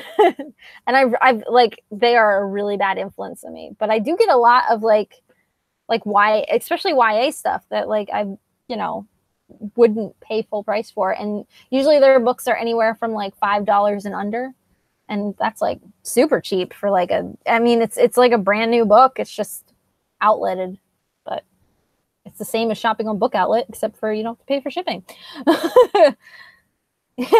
Books and carpets. It has everything. They have like outside they have like those huge like potter plant things, like for like the big plants like on that you can put like on your terrace or whatever. They like sell soil. They sell like old like home goods, like pans, like pots and pans that like have been outletted. Toys. They have like food as well. Like it's just a big outlet store. It's just stuff that the company doesn't want anymore that they just like ship out to people. It's like ridiculous, but the book section is great. It's amazing, but it's really bad for me. It's really bad. But yeah. It's a good thing, but it's also a really bad thing to have near you. Cause like, it's really funny. Cause like, I love Book Outlet online, and but my problem is I'll fill up my cart, but then I never check out. Like, I'll just fill it up and then I'll let it sit, and half the books end up disappearing because other people buy them. But like when you go to Ollie's, it's like, oh, it's right here. I'll just buy it. Whatever. No big. It's only $3. Before I know, I'm spending like $40 coming out with 3 bags of books. It is really cheap. It is really cheap. It is a great, amazing place. But then the other place I go for books is we have the largest in my town, well, right outside my town, like where I go to get my Dunkin', which is like 5 minutes away. We call it the Strip. It's just like a strip of like mall. The mall is there, Walmart, all the fast food chains, and all the stores, Target, and all that stuff. It's just all on one strip of road. It's just like, we call it the Strip. Because it's basically just a huge giant strip mall. It just goes straight down. But the thrift store there is the largest thrift store in the nation. We have the largest thrift store in the nation, which is nuts to think about. And it just opened up, oh my goodness, like 6 years ago, 5 years ago. It hasn't been there that long. But their books, everything, on Wednesdays, everything, their clothes, their house, their home goods, everything is half price, including their books, on Wednesdays. Like, everything is half price. And their books are already, I believe they're already like 50 cents for hardcovers and 25 cents for paperbacks, I think, already, like normally. So if you think about that, like half price, I mean, I've walked out of there with so many like boxes of books for like a whole box for $5. And I'm like, and I come home and I'm like, why did I do this? But it's so bad. That's why this was no money spent. It was just like impulse buys. And sometimes you can get really good stuff. Like, they'll have like, YA stuff that I've been looking for, or, thrillers that like I've been looking for. I got a copy of The Upside over there, but that's not the copy. But I got a copy of The Upside of Unrequited from there the other day. And I was like, oh, and I bought it like right away, even though I already own a copy. I bought it because I'm like, this can be my loaner copy. I'm like, I can give this one out. Yeah, half price. Yeah, 50 cents and 25 cents is their normal prices. And then half of that on half price day. I don't know how they do half of 25 cents, but because you can't do half of a penny. But yeah, it's just so cheap. It's so bad though. Like, it's so bad. That's why my TBR is so big. Like, people are like, oh my God, you buy too many books, but I don't spend any money on them. Like, my new releases that I buy are like only from like my must buy authors at this point. Like Anne Fraser, her new book is like the only book I think that's coming. I want to get Legendary, which is the sequel to Caraval. I don't know. But I refrained from buying it. I'll get it eventually. But yeah. Yes, I do loaner copies a lot because I really like people to read what I'm reading, but I don't want them to ruin my books. So I have like my favorite books I have multiple copies of, like, and I'll purposely give out like one copy, like, so that way if it doesn't come back to me, because I've been burned before. I've been really burned. So like if it doesn't come back to me, then I'm just like, whatever, it's cool. I got my copy. Like I have 3 copies now, which I'm just gonna end up giving one to my one friend, my one coworker. She's like the only person I know that reads. But I have 3 copies of The Grown Up by Gillian Flynn, which is a really, really, really, really short story I read for Bar-A-Thon one year, one round, whatever round it was, and it was so good, like one of my favorite books. And I found another copy of it at the thrift store for like a quarter or 50 cents. I can't remember, but I was like, okay, like I'll take it. Yeah, you do. Caraval was really good. I really liked it. I feel like you either love it or you hate it. I don't think there's any in between. I haven't heard anybody be like, nah. It's either people strongly dislike it or they love it. I think Book Banter, that girl, I can't even remember. I don't even know her real name. That's so sad. um, but she was reading Caraval for Borrowathon, I think, and I recommend, like, if you haven't read The Night Circus, I recommend not reading that before you read Caraval. I recommend reading Caraval first, and then reading Night Circus, because a lot of people compare Night Circus to Caraval or Caraval to Night Circus, and they're completely different entities. Just because they both take place around like a circus atmosphere does not make them the same thing. One is an adult book and one is a young adult book, and they will, like, comparing them is just not fair. But I thought Caraval was really good. I did like it a lot, and I really want to read Legendary. And it helps that Stephanie Garber is like the cutest ever. I follow her on Instagram, and I watch like her Instagram stories, and she's like the sweetest person ever. And I just want to read all her books just because she's so sweet.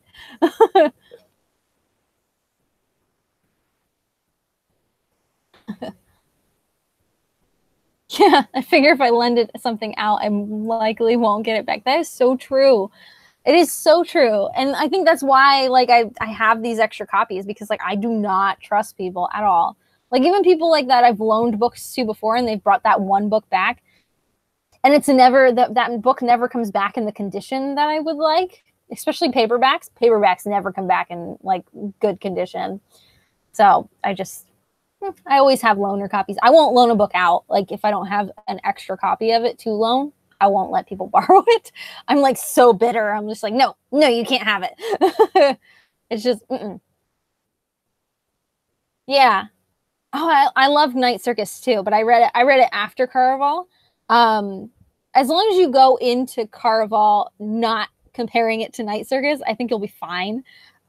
But I like the people that gave bad reviews to Caraval, like, were all people that I saw do reviews of Night Circus, or that would talking about Night Circus and how much they loved that book, and they were comparing it, and I'm like, you can't compare them. They're way different. I feel like Night Circus is a beautiful book, but it's like a slow burn. Like, you have to take your time and read it, and it's very slow, and it all comes together at the end. Whereas I feel like Caraval was like, go, go, go, go, go, go, go. And I think a lot of people didn't like that at all. But I don't know. They're very different books, but they're both centered around circuses and stuff like that. So that kind of atmosphere, which I love. I like that kind of stuff. So I don't know. Yeah, they're not good to compare to each other, but I liked both. But like I said, I wasn't comparing it to Night Circus because I didn't read Night Circus yet at that time. But I don't know. I liked both, but I don't know. I'm not super hard to please book-wise. Like, I don't know. As long as you're not, like, doing something, like, god-awful. Like, I almost put that straw up my nose. But no, I don't know. I liked Caraval. Legendary looks really good.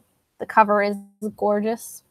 I saw the Stephanie Garber, the author, she posted the UK editions, and they are like stunning. I'm like, guess who's gonna have to get on Book Depository and get those versions. Like, wait till Booktubeathon when I can get like 10% off or something. They are gorgeous. They're like stunning. I'm just like, I hate you, UK. You always get such beautiful like versions of books. It was like Marissa Meyer with like Heartless. Like, I'm like, I want all the copies of it. So beautiful. Our copy's really pretty though. The English version is really English version. What, the American version? The northeastern version? I don't know. Yeah, it is so weird. Like, it's like the covers are all different no matter where. I think because the UK and Europe and all that, they get a lot more paperbacks than they do like hardcovers. Like I think they print more on paperback than hardcovers, and I think the US and Canada, we both like print on hardcovers pretty like first usually. Yeah, I'm not sure if like Canada. I don't know if you guys are going to get the same version as the US. I'm pretty sure. I think it's like North America. I don't know. Not sure. But it's weird. It's weird that they have like different regional. Blue edges with gold on the cover. Yeah, I've seen like that. The Strange Dreamer one. It's gorgeous. Gorgeous. I haven't read it yet, but our cover is really pretty too, but I don't know. Sometimes other people's get prettier covers. It's so weird. Yeah, exactly. That's what UK does. Like they get a trade. Yeah, they get like a paperback first, and we go from hardcover to softcover. I'm really weird. Like I like hardcovers, like for my shelf, but I would rather read a paperback. But if it's a book that I'm really excited about, I'll get it regardless. I don't care. Like it can be in hardcover, it can be in paperback. I don't care. I just want to read it. It goes straight back to the traveling around thing. Like I like to have a small book that I can, or a paperback that's lighter, like that I can tote around. I don't like heavy, extra weight if I can get away with it. Speaking of which, I have to figure out what book I'm taking with me on vacation. I think I'm going to take the next Stephen King's Dark Tower book, but I don't know why. But it was either that or Silence of the Lambs, which I think would probably get some weird looks going through customs. So in case someone has to dig through my luggage. So I think I'm just going to stick with like the Dark Tower. It's a chunky book. So it's like, I'm trying to pick like a book that I'm not going to like buzz through in 3 weeks because I won't read it that often. Usually on vacation, my boyfriend's like, go, go, go, go, go, go, go. And I'm like, I rarely have time to read anyway. But because I took the first Dark Tower book with me to Croatia, Montenegro, and Bosnia on that trip, and I barely read it. But it was a really easy book to tote with me, so I don't know. A display shelf and a reading shelf. Yes. Yeah, exactly. Like I'm one of those people who like to buy. I'm such a bad host for Borrowathon. I'm probably like the worst host to have for Borrowathon because I buy so many books. But like up there, like you can see there's 3 copies of Simon versus Homo Sapiens Agenda. There is the special edition that came out this year. There is the movie tie-in edition. There's the regular paperback edition, and I still want to get like the hardcover edition, not special. I'm so bad about it. And I have 2 copies of Heartless, but neither one can be lent out because both are very beautiful. The one is just the regular edition. The other one is the white, the Owlcrate exclusive like white cover. I have 2 copies of Renegades. One of them is the Target edition, and the other one is the regular edition. I'm so bad. I have like 5 copies of Paper Towns by John Green. I have a copy that's written in Croatian that I got in Croatia. I have the movie tie-in cover. I have a regular cover. I have the paperback. I have a hardcover. I'm a mess. I like need multiple copies of my favorite books. I'm one of those people. Oh, the Dark Tower series. I only read the first book. My boyfriend and I were reading them together, kind of. My boyfriend never reads.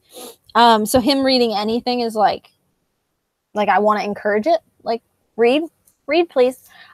He actually read The Grown Up. I made him because The Grown Up is like this big. I don't know if you've ever read that by Gillian Flynn, but it's literally like, it's like 60 pages or something. It's like really, really small. And I told him I got that from the thrift store, the extra copy from the thrift store. And I'm like, and I sat it down on the coffee table. I'm like, here, read this. I'm like, it'll take you a minute. Just read it. Because he reads really fast too. he actually read it. I was really surprised. And he's like, it was okay. I'm like, are you kidding me? It's like one of my favorite books. I'm like, it's so good. It's so good. And he's like, well, what do you think happened? And blah, blah. And so him reading it's so rare. So rare. It's a rarity. But yeah, I've been really pushing him to like I got all the Dark Tower series like on paperback swap or whatever. I like swapped them out and got like the whole series for him. But I read the first book, did not love it.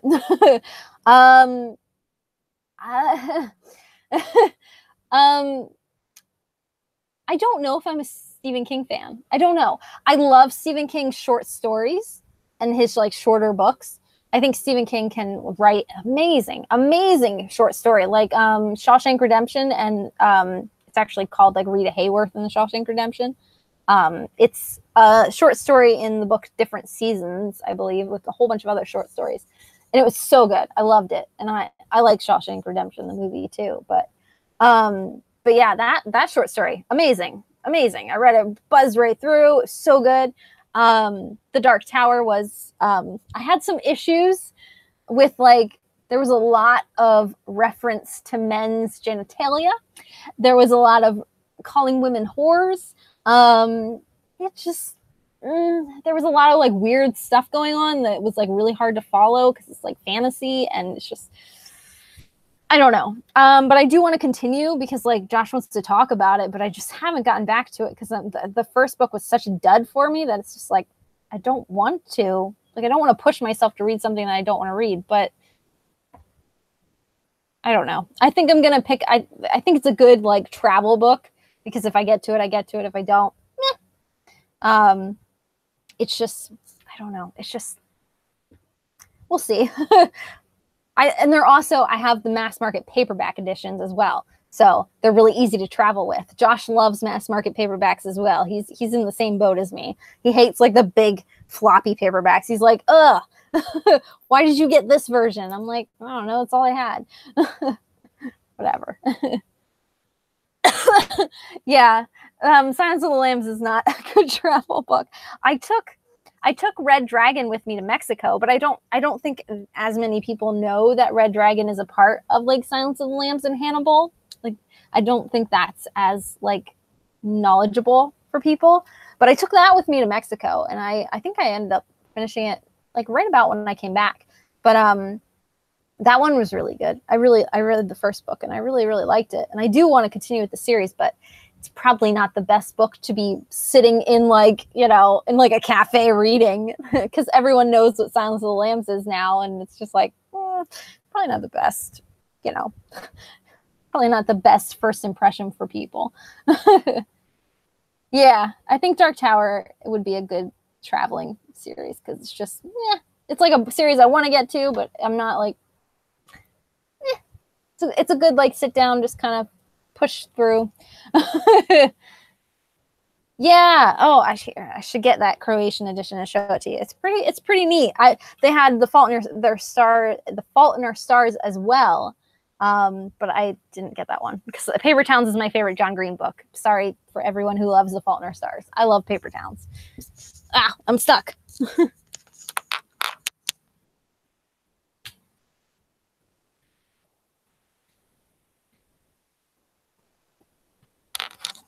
But yeah, it's pretty cool. Put my earphones back in. Yeah, isn't that neat?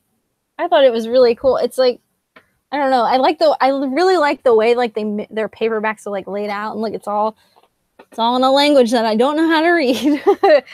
But I couldn't resist. It was like probably too much, but it was like my own little like gift to myself, like my souvenir. I would like to do this more often as well, like pick up books whenever I travel of like favorite books like in different languages. But I don't know. This is really, I really like the page starting, like the start pages, chapter pages. What am I trying to say? Yeah, they're really cool. Really cool book. I liked it a lot.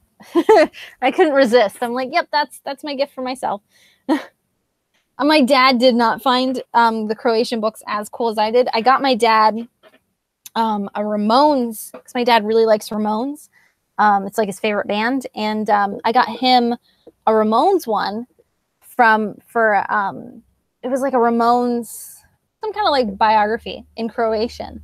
And that was like my gift that I brought back for my dad. And he opened it up and he's like I gave it to him. I'm like, look at this, isn't this cool? And he's like, it's in a language I can't read. And I'm like, but it's cool. Like, see, if someone else got me that gift, I'd be like, oh my God, this is awesome. Even though I can't read it, like, this is going to go on my shelf. Like, my dad did not find it as cool as I did. I'm like, oh. I'm like, I thought it was a cool gift. I lugged that book all over Croatia and back for you. Yes, you should definitely add the Grown Up to your Alphabathon TBR. I'm trying to see, like, where it is on my shelf, because I can show you how small it is. It's like super, super, super small.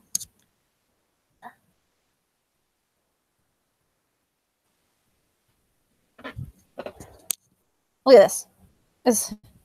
It's like that. It's so small. It is. It would make a good, like, if you can get it on your Kindle or your Kobo. Kobo, is that what you have? I don't know how to say it. I'm stupid. 62 pages. 62 pages. Oh, don't. No spoilers. 62 pages long. That's it. That's it. It's a really, really good book. It's funny because I haven't read anything else by Gillian Flynn. I haven't read Gone Girl. I haven't read Sharp Objects. None of it.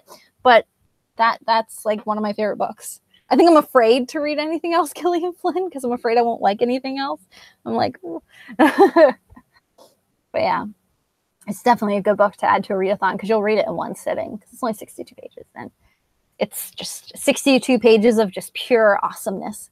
And I don't want to tell you what it's about at all. Like, I don't want to give you any synopsis at all. You should just go in 100% blind. Like, don't even read the inside cover. None of it. Just dive in because it's just, because that's what I did. And it was just, I had no clue what it was about.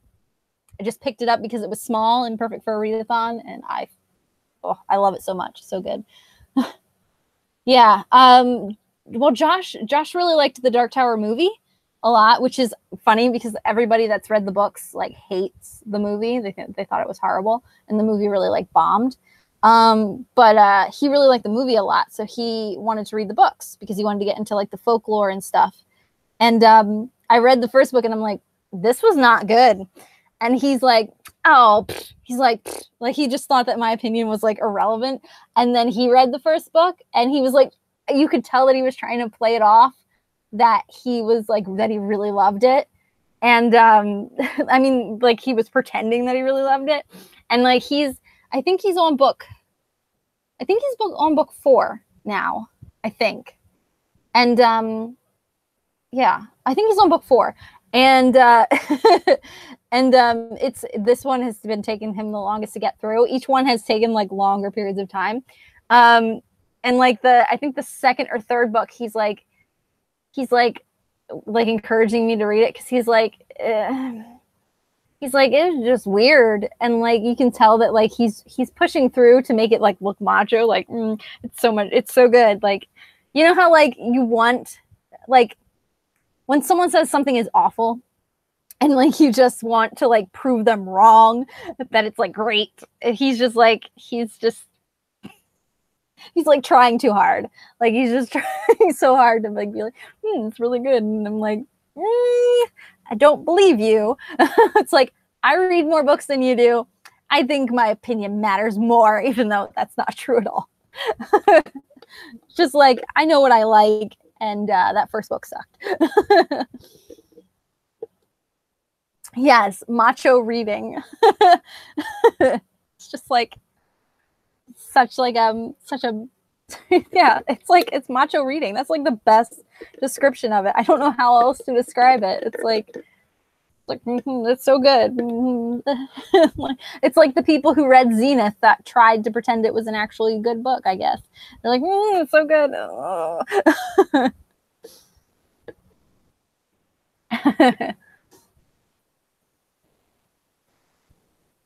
I'm glad you thought that was a good gift. My dad did not. Sorry, I'm like behind in comments, but yeah, my dad did not think that was a good gift. Like he didn't say it like straight out, like he wasn't like rude about it, but like you could tell like by his face, like he's just like, oh, okay. I'm like, what? I'm like, oh my gosh, like if I would have gotten my sister a copy of The Fault in Our Stars, in which I should have, but that would have been 3 books I would have had to carry around, and I'm lucky if I'm carrying 1. But I should have got her like The Fault in Our Stars in Croatian. She would have loved it. She would have loved it. She would have put it up on her shelf. She would have been so happy. Like my sister would have appreciated something like that. My sister doesn't read that much, but she reads more than my dad. But still, like she would have put it on her shelf. She would have been so happy. Oh, Kindle and a Kobo. Am I saying that right? Kobo or Kobo? Kobo. I don't know.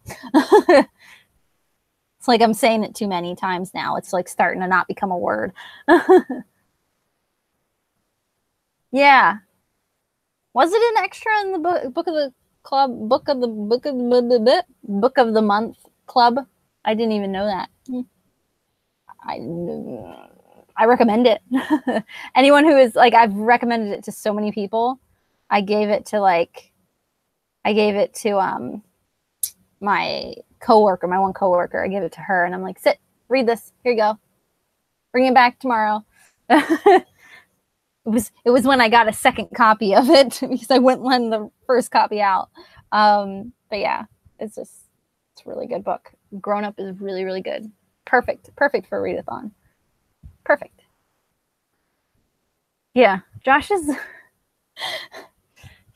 it's so funny because he's trying like so hard to like play it off that the books are like great, and like you can tell when he talks about it now, like you can tell that they're just like getting weird, and like weird stuff is happening, and it's hard to follow because that's what I've heard. And I've heard like the series gets better as it goes along. Some people have said that, but I am not optimistic about it. But I'm gonna try to read the second book because, you know, he's reading them, so like anything I can push him to read, I'm cool with it, because he does not read. And like he'll ask me what books are about, but then you can see his eyes glaze over like after I start talking about it. Like the second I start talking, you can just see his eyes just like, and like it's like, oh, okay, never mind. Kobo. I'm not good with phonics either. I can't even say it. Kobo.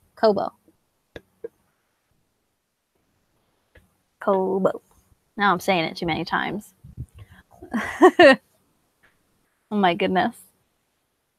Another, I know this got completely off unfortunate read along topic, but that's fine. We're relaxed and chatting. What's another really, really, really, really good book? Oh, it's all the way up there. Never mind. I'm not getting it. I'm not moving again. There's a book up there, Something a Little Different. I've talked about it on my channel before. That book's really, really, really cute. That's a really good contemporary. I loved that book. It's like everything. It had diverse characters. It had LGBT elements. It had like there were different races represented in it. There was like disability rep, and it is one of the coolest books I've ever read too. It was like, ouch. It was it's like a love story told in 18, 17, 15. I'm just counting down now. It's told in a whole bunch of different perspectives of this relationship, like this one relationship, but told in many different perspectives. But it's told from everybody else except for the people in the relationship. Like it's such a weird contemporary book. I recommend it to everyone because I'm like, it is just, you'll fly through it, first off, and second off, it's like so unique. Like it's like told from the perspective of like, you know, a teacher in one of their classes, or it's just it is told from everybody else except for the people in the relationship. Yes, it's the one that one of the points of view is a bench. One of the points of view is a bench. There's like a squirrel point of view. There's a couple of different like people outside the, like everybody outside the couple. It's never told from the perspective of the people that are in the relationship. It is so cool. I wish every single romance I've ever read contemporary was written like that, because I would just eat it up. It was just so unique. Like one of the most unique books I've ever read. I couldn't get enough of it. I'm like, oh my gosh, this is so, and it's one of those books that like I feel like no one talks about on BookTube. It's another one of those great books that I'm just like, why are you sleeping on this? So good. So unique. But I have to read more by her. I think I'm going to read one of her other books. I think I have one of her other books down there, and Sandy Hall is the author. And it's a good readathon book, I think, because you'll like fly through it because it's like so many perspectives. It's not that big. It's really easy to get through, but it's just so unique. So unique. I couldn't get enough of it. I wish like it was just so, it's so weird to see a relationship like form, but like not see it from any of like either one of their perspectives. Like you see it from everyone else. And it's just so weird, but in a good way. I don't know. Like I said, I wish I could reread every single book that I've read just like that. Like, could you imagine like reading like Simon versus the Homo sapiens agenda, but from like, I don't know, Leah's point of view or something, like, or Abby's point of view? That would just be so weird. Yeah, I do talk about it a lot on my channel. It's a really underrated book. It's so good though. So good. So good. It was one of my favorite books, I think, that I read last year. It was really cute. It's another one of those great, like, underrated contemporary books I think everyone should read. Especially if you don't really like contemporary that much. I think it's like perfect for you. Like, if you don't read a lot of contemporary, like if you read any contemporary, it should be that book. I'm like all about, like, especially for readathons, I'm all about like reading like quick and easy books. But like books that are still like impactful. Because that book, I bought it because I saw one person talk about it, and I think it was like Ariel Burset, or it was a big YouTuber, I think, talk about it and talk about how underrated it is. And then I picked it up and I sat on my shelf for a bit, and then I finally read it for probably Contemporary-thon or something like that. And it was really, I'm like, oh my God, this book, why have I been sitting on this? It's so amazing. I'm like, oh, it's good. It's really good. I can't hype it enough. Like, so many people read contemporary. I'm like, what are you doing? Why don't stop reading whatever you're reading and read this one instead. It's on it's on Book Outlet too for like $1 or something, like $1.50 or something last time I saw. Like, buy it, people, buy it. I have like I have an extra copy to loan out to people and everything. It's one of those books. So cute. I didn't expect it to have like all that different stuff in it, like all the diversity that was in it. I did not expect it. I thought it was just going to be just a contemporary, but it had so much more diverse stuff, and it was so like more in depth than I expected. It's all right. There's still some people that haven't read Simon yet. It's cool. I think you should definitely read Simon. It's another great one that you could fly through. I haven't read Leia on the Offbeat yet. I bought it. I pre-ordered it. It was one of those few books. Like, Becky Arbitali is a like auto buy author for me, because I know that I want her books because they're always great. But yeah, you should definitely read Simon. It's great. It's great. I haven't heard. I don't think I've ever heard anyone like say something bad about Simon. I think the most I've heard that's bad is like people will say like, you know, it's YA. Like people who that don't read a lot of like YA think it's a little, I don't know. I haven't heard anything like god awful though. Everybody seems to be rating it at least 4 stars. I gave it 5. It's one of my favorites. And then the movie was absolutely adorable. The movie was great. I have to pre-order the movie before I leave for vacation. That's one of the things on my list, because if you order it through not Amazon, Target, if you get it through Target, there's like a special booklet that comes along with it that Becky Albertalli wrote, and it has like extra bonus content. And I'm like, oh my goodness, I have to, I'm like, I need that. I need it. Yeah. Yeah. A lot of people really like the movie. Like even people who haven't read the book really loved the movie a lot. And it was really sweet. I went to go see it with my sister, because my sister's really hard to get to read books sometimes. Like she reads, but like it has to be a certain type of book. Like I bought her The Hate U Give for Christmas, and she still hasn't read it yet. And I'm like, read it, because the movie's coming out and I need you to go with me because no one else is going to. And I know she's going to like it, but she really likes LGBT books. But I knew she was going to love Simon, and no pun intended. But I told her, I bought it for her for Christmas, and I'm like, here you go.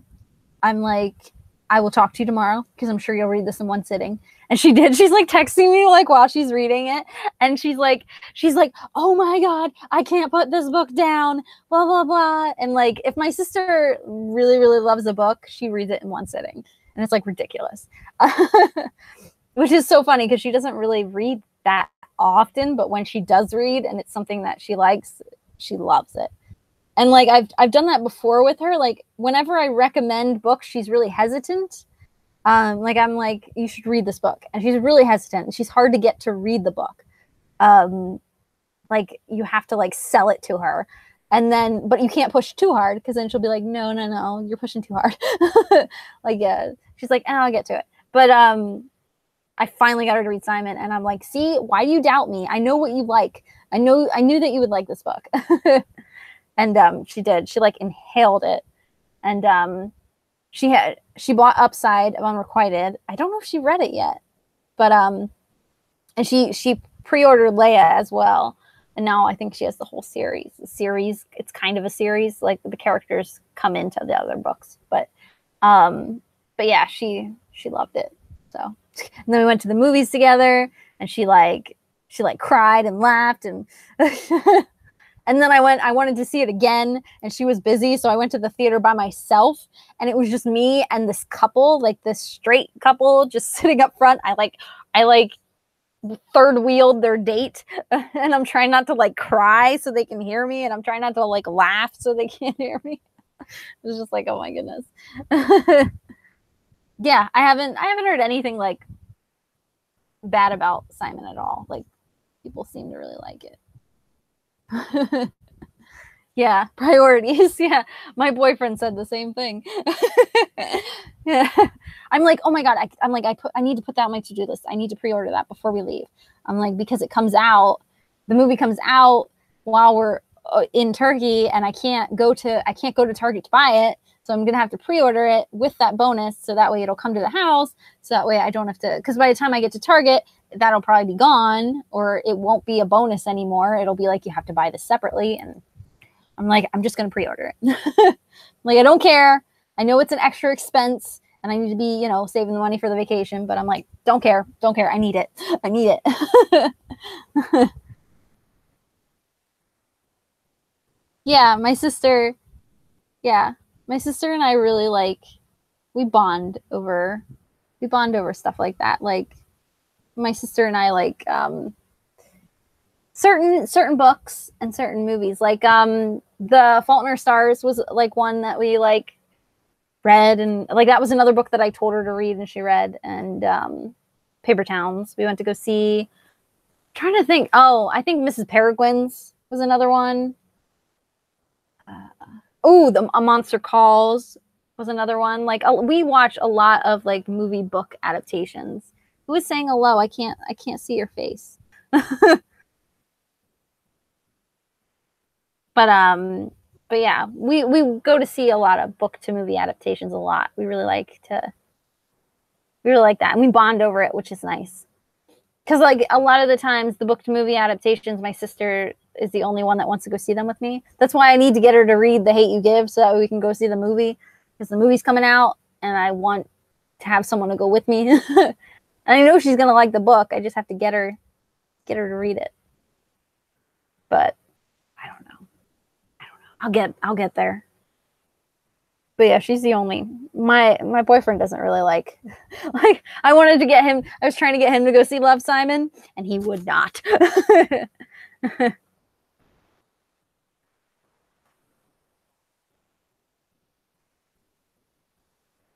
Yeah, The Hate U Give. Yeah, they just announced like the release date. November? Is it November or October? I can't remember. Huh, that rhymes. I can't remember that she posted about it. Angie Thomas posted about it on Twitter and on Instagram. And so did the Hate U Give movie Twitter page. And yeah, this year, yes. I believe so. Now I need to know. I need to look it up. The internet. I just dropped something. Probably the book that we're supposed to be talking about. Because I think it's like they're done filming and everything. They're just in like they're in post now, I think. Yeah, Fox 2000 gives the release date to The Hate U Give. I'm really excited for her second book as well. Yeah, you haven't read that one yet either? What are you doing? October 19th, it says. I think. Yeah. I think it's going to be really, really good. I think it's going to be like another one of those like really impactful movies. But yeah, I'm really excited for it. People are texting me. I don't know who. Yeah. There's so many contemporaries though. And I feel like they get adapted quicker than like other ones. So yeah.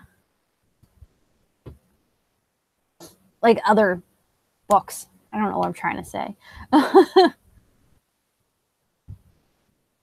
But yeah, I don't know. I'm like, I would like to see that Emergency Contact that I just read. I would like to see that adapted. Yes, please. That was really cute. I would love to see that on screen. Oh my goodness, my heart would just like burst. That would be so cute. Yeah, that makes sense. Yeah. Especially The Hate U Give, like that's like a really, really popular book. So especially now, like I feel like it hasn't stopped being popular. Like it's been on like the best-selling list for forever. Like the New York Times bestsellers list, it's still on there. It's like still at like the top. I'm like, how? I'm like, doesn't everyone own this book already? Like, how is it still up there? Like everyone should own it by now. Like for how long it's been up there. It's like been on the long list for like, I think it's been on the like list longer than since last year, since it came out. Like it's been on there. Like it hasn't come off that list. It's nuts. It deserves to be up there though. Like I definitely think it deserves it. It's not like, oh, one of those books that like, why is this here? Like I understand why it's there. I just don't understand how it keeps being there when like, doesn't everyone have it by now? Like, I don't understand. I know there's a lot of people in the world, but for how long that it's been there, I feel like everyone has it by now. Like, oh my goodness.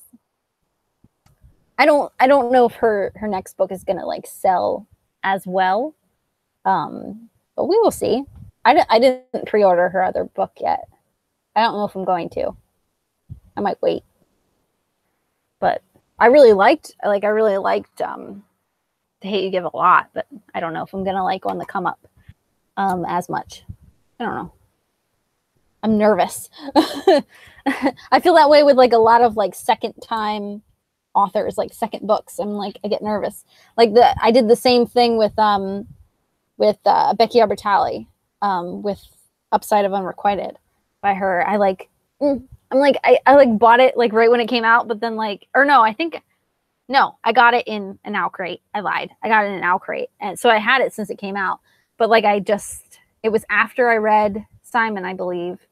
And I just let it sit. I just like left it sit on my TBR for like the longest time. And then I finally like picked it up. I'm just like, I'm so scared. I'm like, I really loved, you know, Simon. What if I don't love this? And it's always like super scary. It's like, no, I don't want to like, you know, because you think you're like, oh my gosh, I really love this book. I think I found like a favorite author, but you don't know that until you read more by that author. And it's like scary.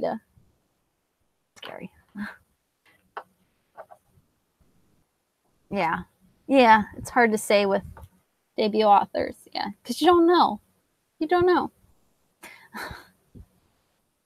I don't know. I was really nervous with like Marissa Meyer with that one because I really loved the Lunar Chronicles a lot. And I was like really nervous that like Heartless, I was really nervous about Heartless.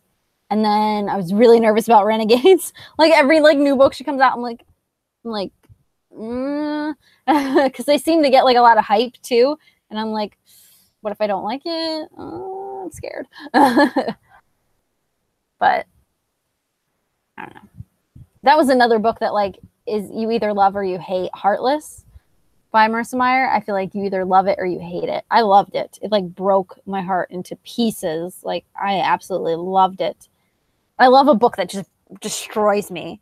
Have I enjoyed them all? Yeah, all the Marissa Meyer books. I've enjoyed every single one of her books. She hasn't written a book yet that I have hated. So, like I said, a lot of people didn't like Heartless. I loved it. Heartless was probably my favorite. I probably like Heartless more than I like the Lunar Chronicles, which is that's like it's like asking to be shot on BookTube. I think it might be like my favorite. I really liked Renegades as well. Renegades was her newest book, and it was like about like superheroes and anti-superheroes. And but I've liked all of her stuff.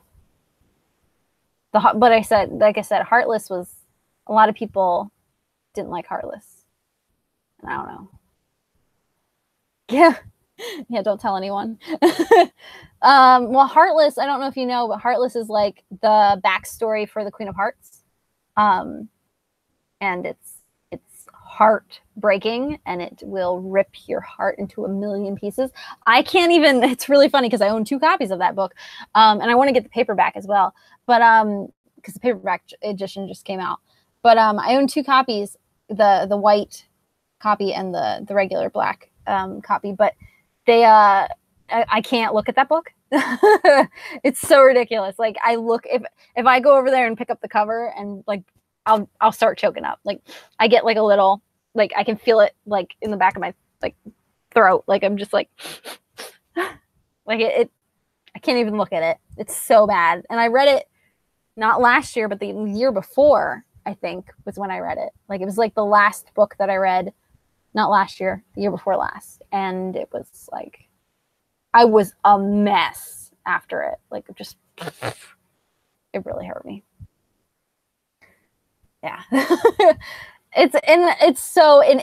loved it so much, and then people started like bashing it and they're like they hated it, and I'm like but I loved it. I'm like, but it was like so good. I don't know though, I really like villains, and I like backstories for villains. So like one of my favorite books I read last year was Lost Boy, which was the backstory for Captain Hook by Christina Henry.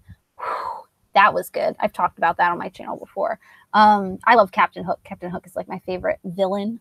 But that book was like, that was another roller coaster. Whew. But yeah. Yeah, Renegades was really fun. I really enjoyed Renegades. They just announced that they're making it a trilogy. It was going to just be a duology, I think, but now they're making a trilogy because there's like, I guess it's doing very well. The next book is Arch Enemies, and she like released the cover on Instagram. Like she showed the cover, and it is gorgeous, so pretty. The Target edition cover is really pretty. like they look the same. Like if you can see them from here, they're like right there, but they look the same, like on the outside, like the outside cover. But then when you open it up on the inside, it's like the Target edition is like red, and it's got like this like embalming. What am I trying to say? It's got like this beautiful, beautiful cover. I would get up and get it, but I'm not moving again. It's really gorgeous, though. It's really gorgeous. But I was so annoyed because I pre-ordered Renegades because Marissa Meyer is like another auto buy author for me because I always love her books. And it was just embossing. Yeah, that's probably what I was trying to say. Embalming. It's like a mummy. But I was really upset because like I bought that one and then I pre-ordered it, and then I saw that there was a special Target edition, and I'm like, well, I guess I'm gonna own 2 copies of it now, just like Heartless, and it's gorgeous. It's absolutely gorgeous. I guess if I ever have to lend a copy out, I will lend out the bad copy. Like, it's not bad, but the copy that isn't beautiful.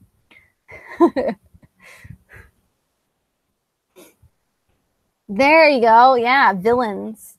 Like, give me all my challenges for all my readathons. That would be a great readathon prompt, especially for Grinchathon.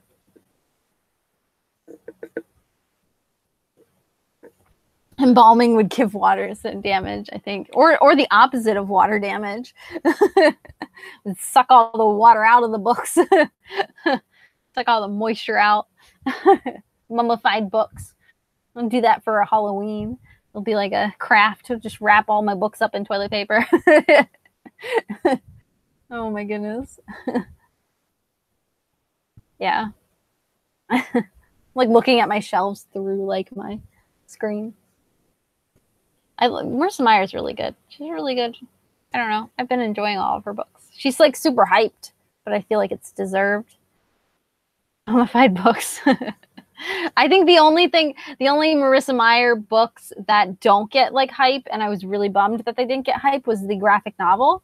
There's a Lunar Chronicles graphic novel that takes place after the books, and it's Aiko. Like, I don't know if you've read the Lunar Chronicles at all, but Aiko like is like a super famous, like everybody loves Aiko. Like it's a character from the books they love. She's like a droid, and but it's told from her perspective. The graphic novel is, and it's so good. But there was only 2 volumes, and it was really, really bumming because the art was beautiful, everything was beautiful, the story was great, I loved it, and it was so much fun. And it just, I guess they didn't get enough hype, and then she stopped making. I was so bummed, and like people will like. I feel like people got more hyped about the second book, and they're like, ooh, like the second volume, like, oh, this is such a great volume. I'm like, where were you with the first volume? Like, where were you then? Because now this is the last one. They're not making any more. And they're like, are you sure that they're not making any more? I'm like, she posted about it on her Instagram. Trust me, I know she's not. It broke my heart. Yeah. They rounded the story off good enough that it's fine in 2 volumes. Like, they rounded it off good. They ended it in like a good enough spot, but still, they could have continued it if they wanted to. They could still, but they won't. She's not going to. But it was really upsetting because I thought that they were going to make like a whole series, and it was just so good, and I loved it. And sad. You haven't read the Lunar Chronicles? I feel like it's a series that like got like Lunar Chronicles got super hyped on BookTube, and then like now they've like died off. Like the hype has kind of worn off for them. But I do recommend reading them. They are very good. They are very good books. Because it's like Star Wars meets Cinderella meets Terminator is like what they say on Cinder on the back of that book. Like that's how they describe it. It's like Star Wars meets Terminator meets Cinderella. So good. They're like her characters are really diverse, and they're really fun. Like they look kind of thick. Like they're thick books, but I like flew through them. I had you at Star Wars. Yeah, like they take place like in the future, and some of it's like in space, and it's very fun. They're very fun books. I think they're definitely worth a read. It's one of those series that, like, I don't know, they're just fun. They're just a lot of fun, and like the characters are all like, each book introduces a new character. Scarlet is like my favorite, although, which is funny because people don't really like Scarlet. That's like their least favorite book. A lot of people like Cress, and I did not like Cress as much. It's really funny. I didn't even know that they were hyped on BookTube. I bought Cinder at the thrift store for like, what, a quarter, 50 cents, something like that. And just bought it randomly because I looked at the cover. I'm like, yeah, I'll get it, whatever. It sat on my TBR for the longest time. It's like the original like hardcover, like when it first came out, like first edition, kind of like first run of them on hardcover. And I got it at the thrift store, and I like finished probably one of Anne Fraser's books, I think. I finished one of her books, and I couldn't figure out what to read next, so I pulled it out of my TBR jar. It was before my jar turned into a wastebasket. But I pulled it out of my TBR jar, and I'm like, and I literally pulled it out, and I looked at the book, and I'm like, I don't really want to read this. I'm like, like I was looking at the front of cover. I was looking at the cover. I was like looking at the back of it. I'm like, I don't really want to read this. But then I'm like, you know what? Screw it. I'm going to read it. I pulled it out of my jar. Now I have to read it. just read it, Izzy. Just get through it, and then you can get rid of it. And I fell in love. It actually took me like a little bit, actually, because some people read it and they just like loved it instantly, but it wasn't that way for me. It was like, I didn't fall in love with it until I got like halfway through the book. Like the beginning part, like when they're setting up the story, I'm like, this is all right.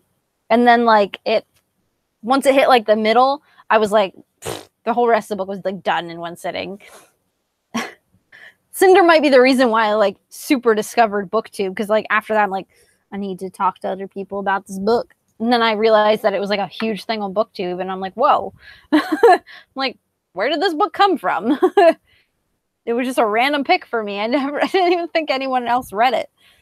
And then found out it was an entire series, and next thing I know, I've read it all. Yeah. It was definitely like one of those like TBR jar, like, okay, cool. Didn't let me down, TBR jar. Way to go. It was so good. And then I buzzed through the whole series and like fell in love. Then she became an auto-buy author. One of those authors I just have to buy every one of her books now. It's so bad. I don't know why I have authors like that, because I don't read the books right away, ever. Like, I bought, there's a prime example. Like, there's Thunderhead. Right above that is Winter Song. Or not Winter Song, the second book, Shadow Song. I think that's it. Just those two books. But I pre-ordered both of those, and I still haven't read them. And they came out way earlier this year, like January or February, and I still haven't read them. I don't know. I don't know why I pre-ordered them, but I did.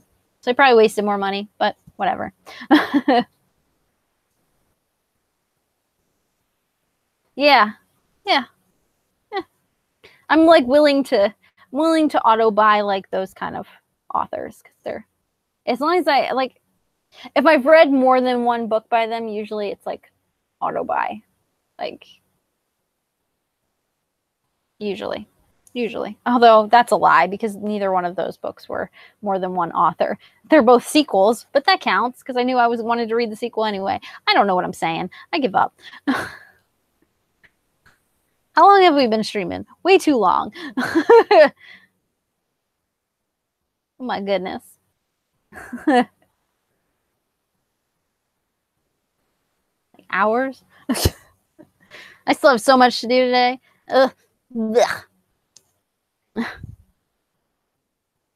Oh my goodness. Yeah. I guess we should wrap this up, even though, you know, especially since we're not even talking about Wide Window anymore.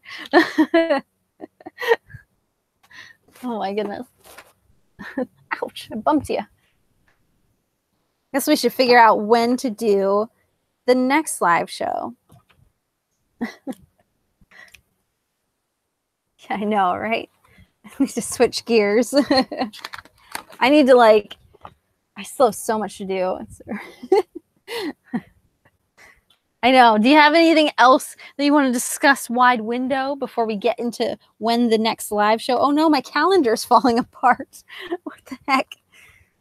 Before we get into when the live show should be for, what is it? Miserable Mills next, I believe. Such a beautiful, this poor thing. So book 4. Let's see. I get back on the day that summer begins, apparently. I get back on the 21st of April. So I was thinking we could do the live show. Oh, favorite quote. Yes, tell me. Tears are curious things for earthquakes. Oh, yes, I really like that quote as well. Oh my goodness, I love that quote. And I think that's the same part where Lemony Snicket is like, if I was there, I would comfort them, or blah blah blah. But Poe just like awkwardly like, they're there. I'm like, that would probably be my reaction. Let's be real. They're there. Yeah. Oh, it really was. That was like I really like that quote a lot. So accurate. Especially if you're me, I cry when I get mad. I think more often than not, like a lot of times I've cried. I cry a lot. I'm a big freaking baby. I cry a lot while reading. I cry more reading than anything else. Reading and movies sometimes. But I think reading is where I cry the most. It doesn't take much to make me cry. But like in real life, I think the most that I cry is when I'm mad. Like I get, because like I can't take out the anger on someone, so like I bottle it up, and then it just comes out as tears. But it's really just like, these have to come out, otherwise my fists are gonna come out.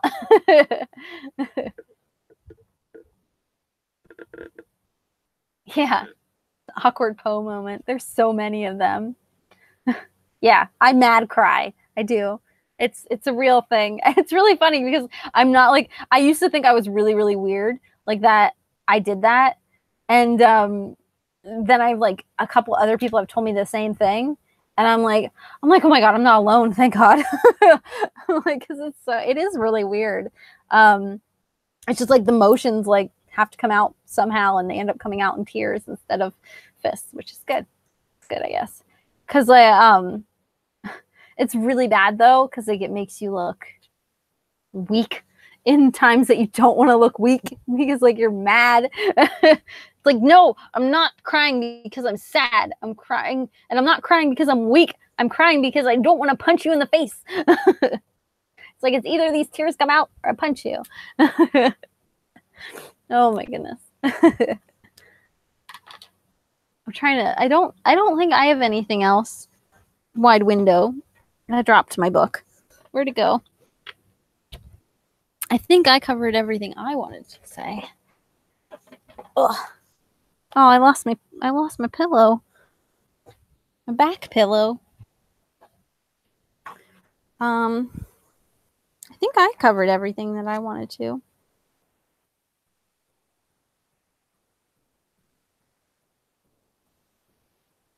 I think so. I'm pretty sure. I think so. I think I covered everything that I wanted to cover. All right, we can call it a wrap. So I'm asking you because you're my main person anyway for my live show anyway. You're basically the only reason I do live shows. So I was thinking the last week of June we could do the live show. Whatever day works for you, really. I mean, is there any day that's better? 7 p.m. tends to work good, I think. I don't know. Let's see. Thursday, Friday, last week of June. Okay. That works too, because then I come back on the 21st, so that gives me a couple days to read. Okay, Tuesdays. You got it. We'll do Tuesday. We'll do the 26th of June live show. Does that work? Thursdays. Well, too late. I've already written it in. Does Tuesday work? Tuesday the 26th. Thursday's best. Okay, we'll cross it out. Thursday it is. Oh, it's a full moon. Okay, so this Thursday the 28th of June work.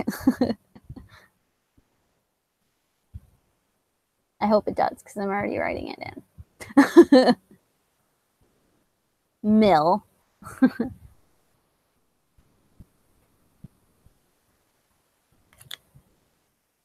I hope that works.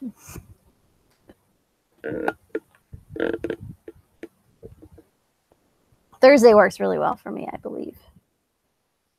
Because I think my truck days are switching. Yes, Thursday 28th, which is funny because I think today's a full moon as well. Like, at least according to my calendar. I don't know if it actually, I can't see the moon. It's very hazy out there, I think. But I think today's a full moon as well. apparently the full moons are when we're doing the live shows. I don't think the last one was a full moon. But no, because we did it on the first week of May, I think. I don't know. Okay, 28. Sounds good. The full strawberry moon? What does that mean? Does it mean it's like red? Strawberry? I don't know what that means. Where's Google?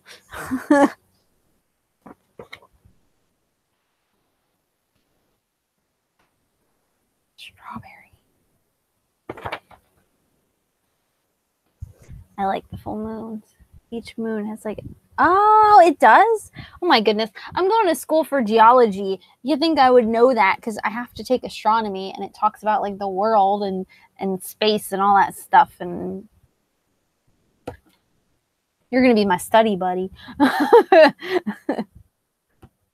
Strawberry moon. That's neat. I didn't even know that. Huh. Who knew? Who knew?